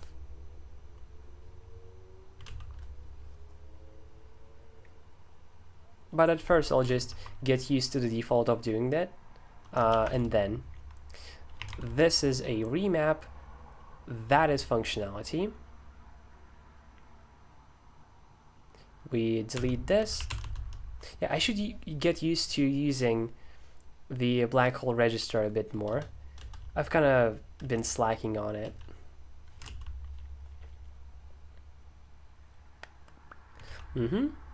Yeah. And once I simplify them, that's going to be so nice. Fuck yeah, nice. I love that. Okay. All of these are functionality, and that is a remap.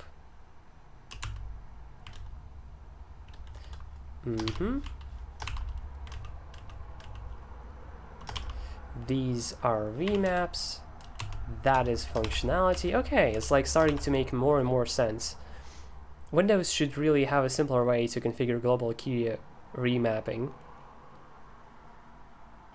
I don't even know if there is a way to configure like global remaps. I mean, like without AutoHotkey, obviously, because with AutoHotkey you can do damn near everything, and that's exactly what I did. There is Power Toys. Yeah, you could use Power Toys to do one-to-one remaps, but it's kind of limited though. In reality, what you would probably use is AutoHotkey, which is disappointing in a way. Like, really? I have to use a whole scripting language to just remap keys? That's weird. And it is. On Linux, if I want to remap a key one-to-one, I just edit a certain file. And it's not really supposed to be what you do, but it's pretty clean. Pretty easy to do. On Windows, I used to do a similar thing, and I have a video on it called the easiest way to remap on Windows, something like that. Yeah, and that's exactly what I did on both Windows and Linux. On Linux, KDE specifically, that's just an option in settings. On Windows, what I used to do is create a certain map, a binary map, in the registry, mapping caps lock to escape. On the bright side, it worked better than it now works on Linux. So yeah, I have the video. Let me add it to the description. Reg remap. Yes, this. Hold up, I have a better way of doing that. YankGL, brilliant. And Linux is way superior, I know, right? You dual boot and I single boot Linux now. Like, it's just that fucking good that I don't even want to have Windows at all on my machine. Like, I do not want to go back. Auto hotkey is great, but I shouldn't be using a system that requires me to use it, you know? Right, so registry Windows remapping. So this method is confusing at first, but once you get it, I super mega recommend it. If you want to one-to-one remap, that is better than auto hotkey, honestly. Same. And I'm also happy to have escaped Debian. Fuck Debian. Aww. Thank you.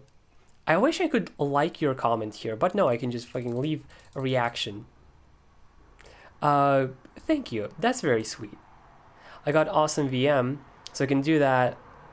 So I can do the rest of my key bindings in Lua too. Okay, that's nice. That's nice. Because I currently don't know how to remap everything, there are a few options in KDE. Well, actually, there's quite a lot of them, but it's not like everything. And you can change the hotkeys or other the mappings in a certain file. But I don't know how to make complex mappings. Like, how could I make a chord hotkey? I don't know.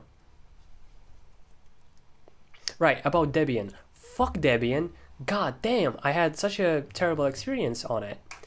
Many things broke, and it was just very annoying.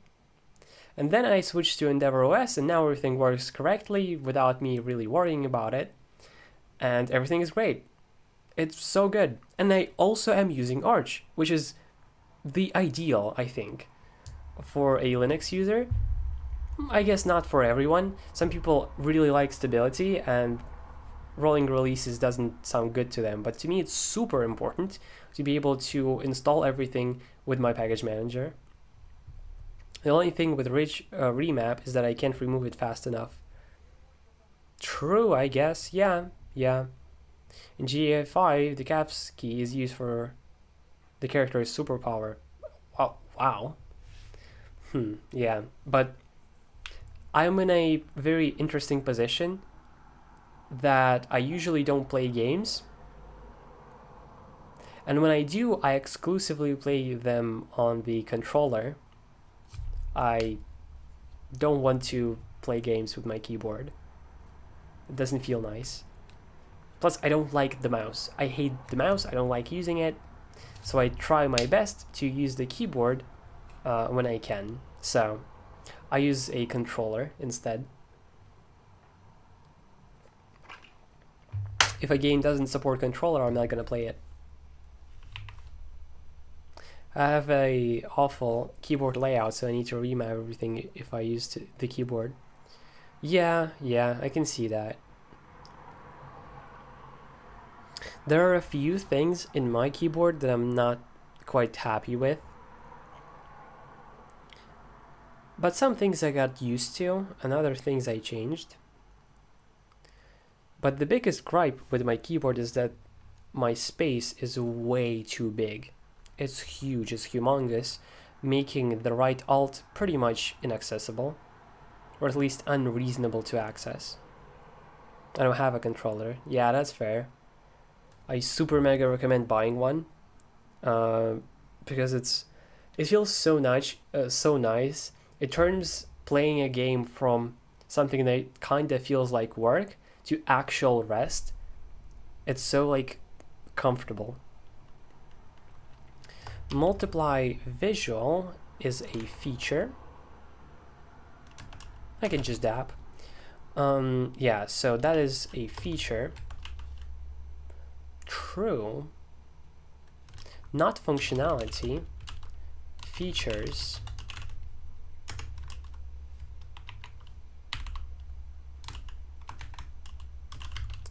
Feature, yes. But in my opinion, controller is all for FPS or shooting games. Yeah, I never liked them, fortunately. Fortunately, in the sense that I can play all the games I'm interested in with a controller. For FPS, it would have to be really good for that to work. Oh, I know what to do. I can do it like this, so you can more easily jump to files. So, complete line is a remap. I should be using GP. This is feature. Did you know that you can press GP to paste and also go to the end of the area where you pasted?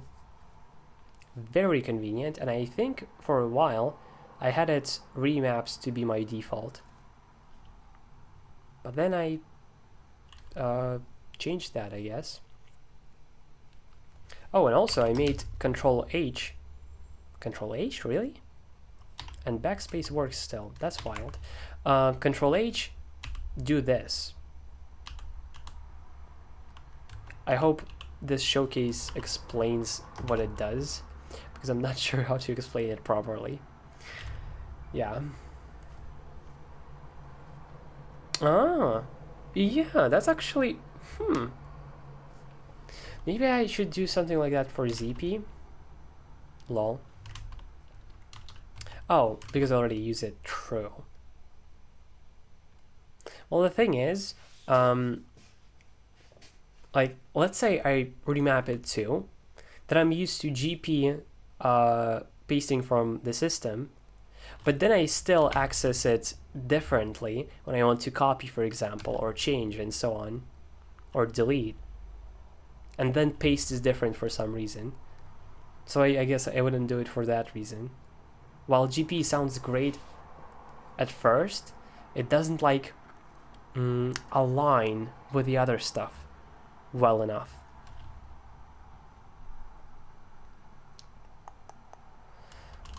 What is this? Is this a feature? Is it a remap? Insert blank line up, insert. It's a remap.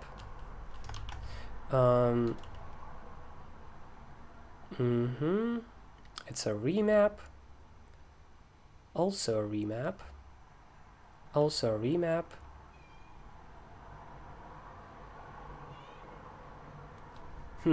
Is this a remap or a feature? And my cat is meowing.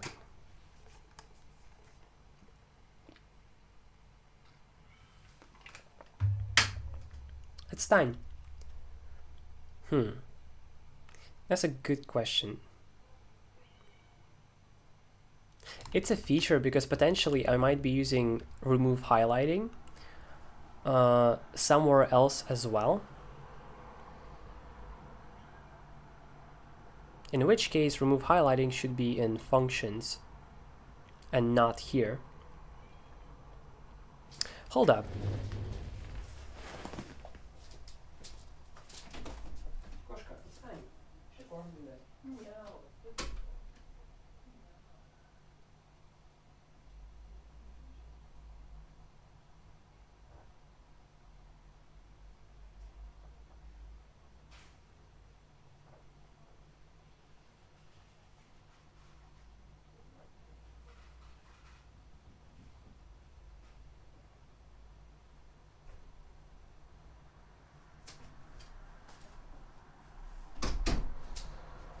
Alrighty, I'm back.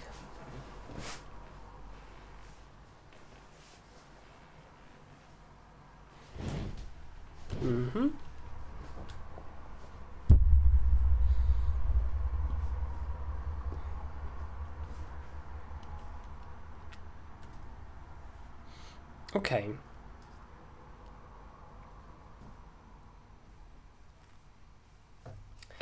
Yeah.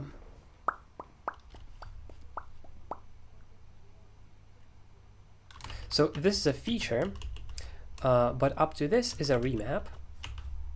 Hold up, GP. Let's be smart here. Remove highlighting is a function. What? That's crazy. Really? Is it? You should be recognized. Great. Yes, so this is a feature. Then toggle highlight search. I don't even use, but I'll still put it in functions. Yeah. So this is a feature. Move this here. So first of all, let's make it not local and go to functions, GP, because they might be used in some other remap. Okay, these are so obviously features. Add character at the end of line, at start of line, system clipboard register. Okay, those are register type things. Features. Yeah, I have a lot of register related stuff now that I think about it. This I would call actually a register thing. Yeah. That's a feature.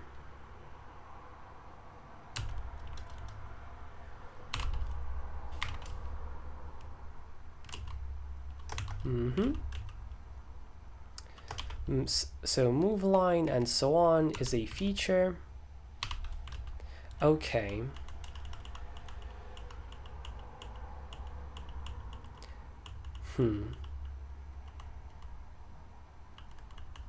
How would I call this? I know. Let's touch big. Very simple name. Literally just big. So we require big, that's what she said. And these functions actually, yeah, I want to explain them to you because I'm so proud of them, honestly. This is the most Lua code I've ever written, for better or worse.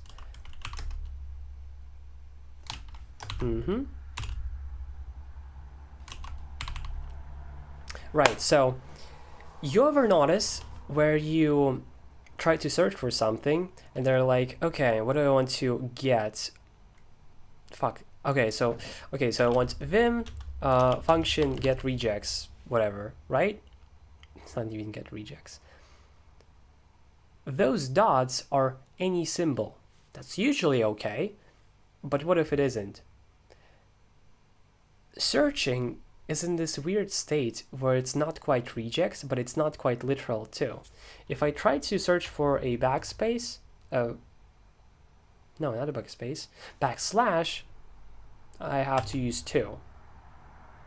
And I guess I should be showing you in this window. Yeah, so, okay, this works. What if I want 2?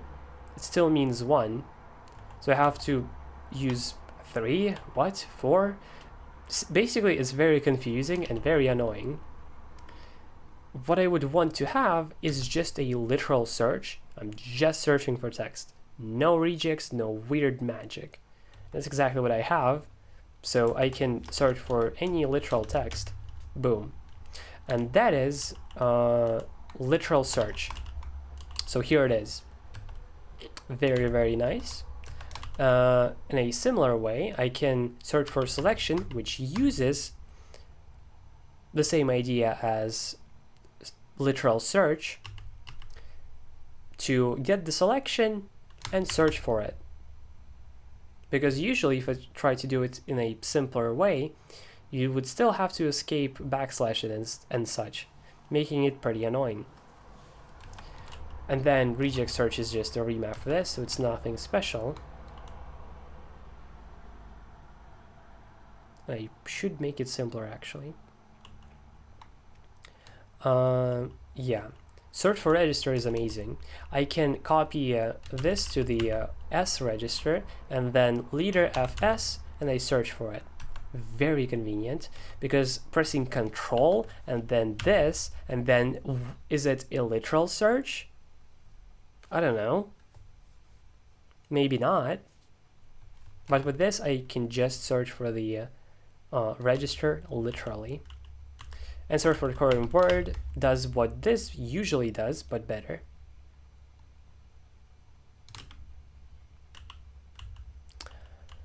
Right, better replace.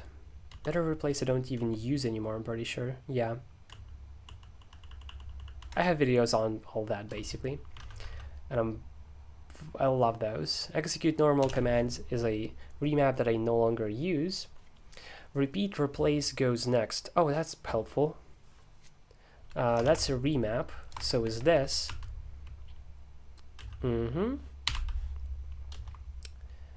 This is just straight up a plugin thing. Plugins, GP. Wait, didn't I have... Oh, my bad. Plugin, key map plugins, yes. Here I thought it was kind of weird. And I'll change these mappings as well. They don't have to be that annoying. You should call the Lua function directly instead of putting them inside quotes. That's what I'm going to do.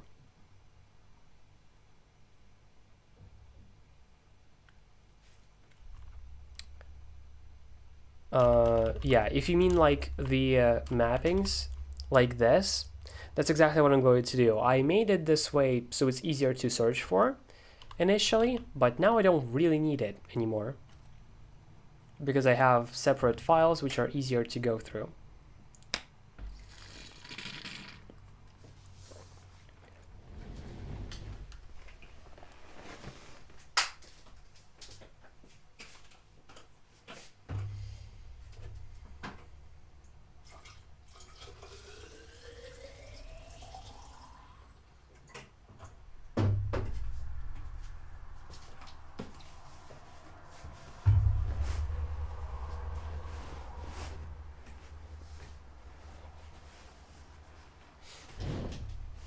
Okay.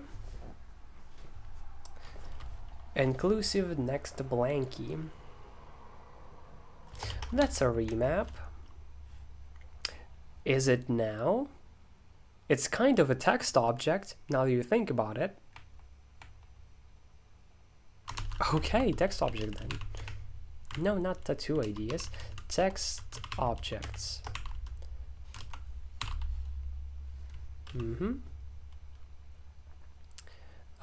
And these two are just remaps. Well, isn't this nice?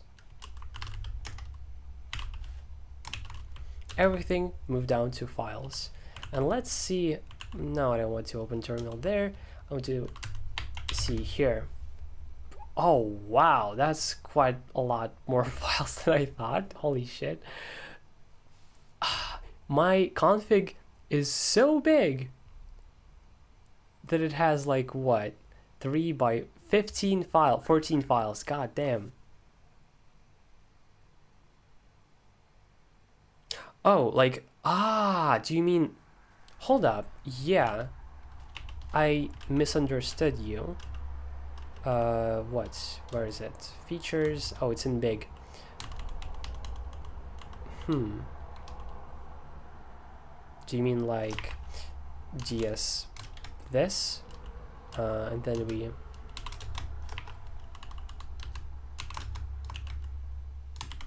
Or do you mean since when? You used to not be able to. Or maybe that was with some other different function. I couldn't pass arguments to it because it requires a function object. You would have to wrap it in an anonymous function. Yes, that's... Yeah. And in that case, I don't know if it's worth it.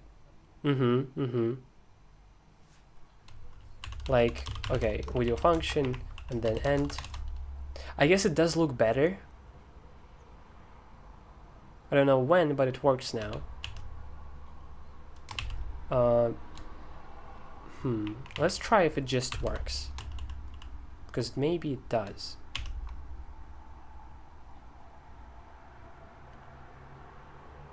What is it trying to output? I guess nothing. And that was just in big for... Wow, so I guess it just works now. Damn, okay.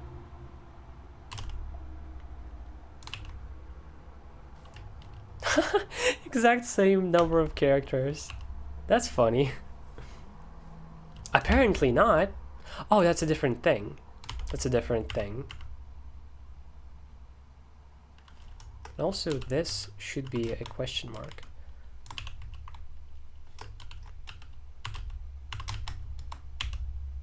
Oh, capital U doesn't work.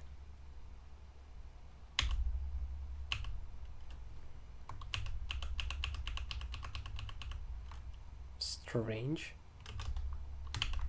I just want to check. Like, maybe it does. It does, but maybe it just defaults back to the default behavior because this doesn't work. It's possible.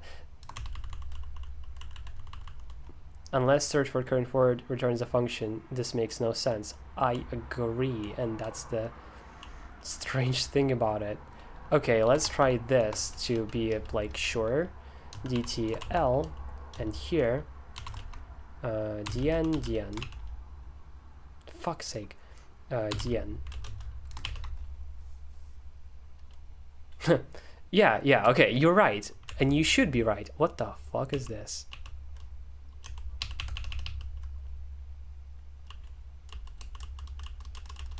Well, that's very annoying.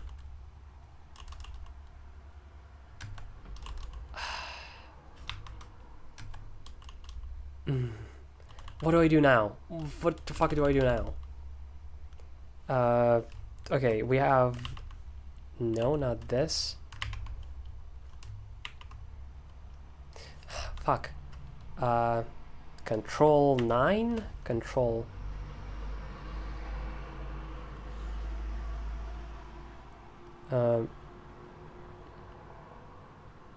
just does that in Lua.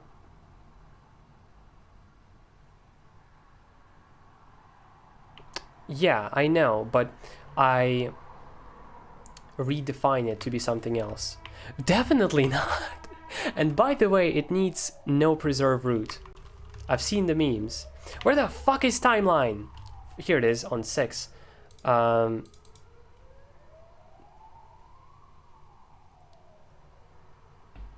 No. Let's restore. I don't like this method because it requires the mouse. Why are you asking me? Just do it, lol. Wrapping in function end is better. Yeah, I agree. It's at the very least looks better. Don't preserve anything at all. With the fucking single quote. I love that the most. Okay. Now, I guess this works because it doesn't. So it defaults to the to how the usual behavior works. But yeah, let's do function. For fuck's sake.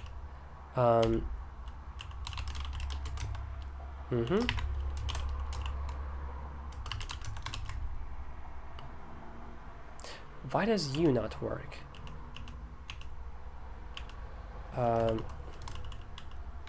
Before we go any further, I need to figure out why VS Code hotkeys doesn't not work. Where am I? Yes, here. Function. Oh, my bad. I see. Forgot those. And.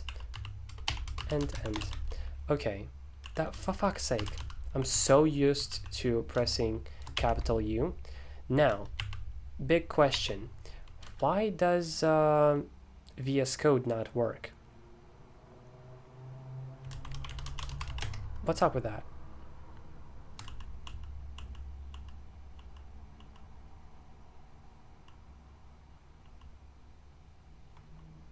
Yeah, it's supposed to work. Should call trim and save.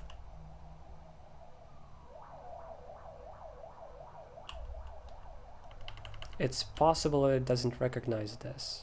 Let's add a few trailing white space. What? Now it works. What? I changed nothing. Why does it suddenly work? That's strange. What? Ah, I see. So it encountered an error, and therefore it stopped processing the other files, I guess, right? That would make sense. Okay, that's fair.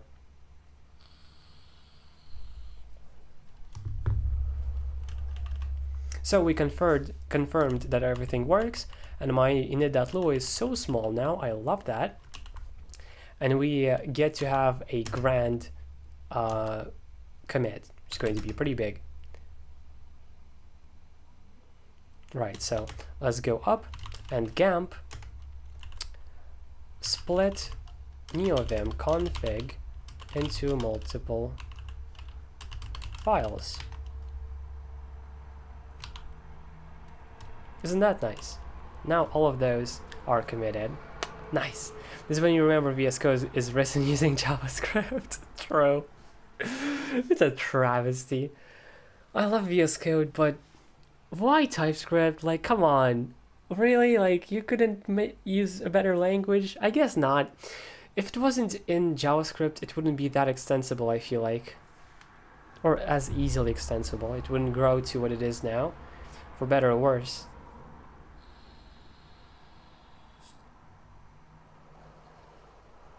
Hits an error, it stops execution, just like every other language besides JS.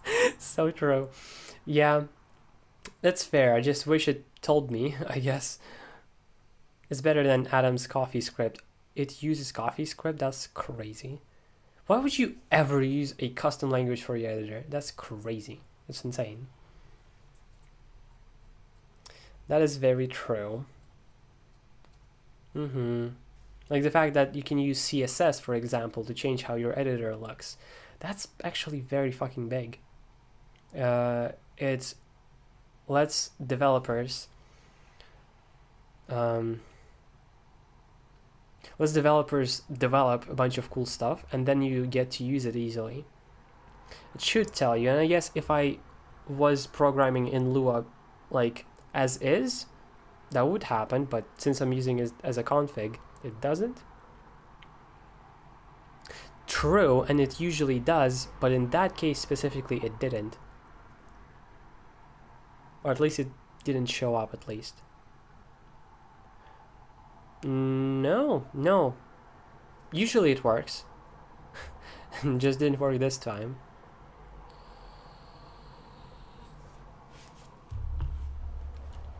Now what I can do, I can move this up, add another. I thought that it worked differently. I was thinking like put the terminal here because we don't need this much length of the chat. It's not like we can move it. Yeah, okay, yeah. Cool idea if it worked. This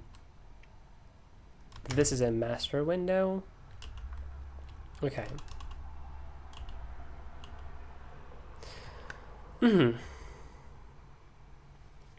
So yeah, I did the main thing that I wanted to do is split everything in files.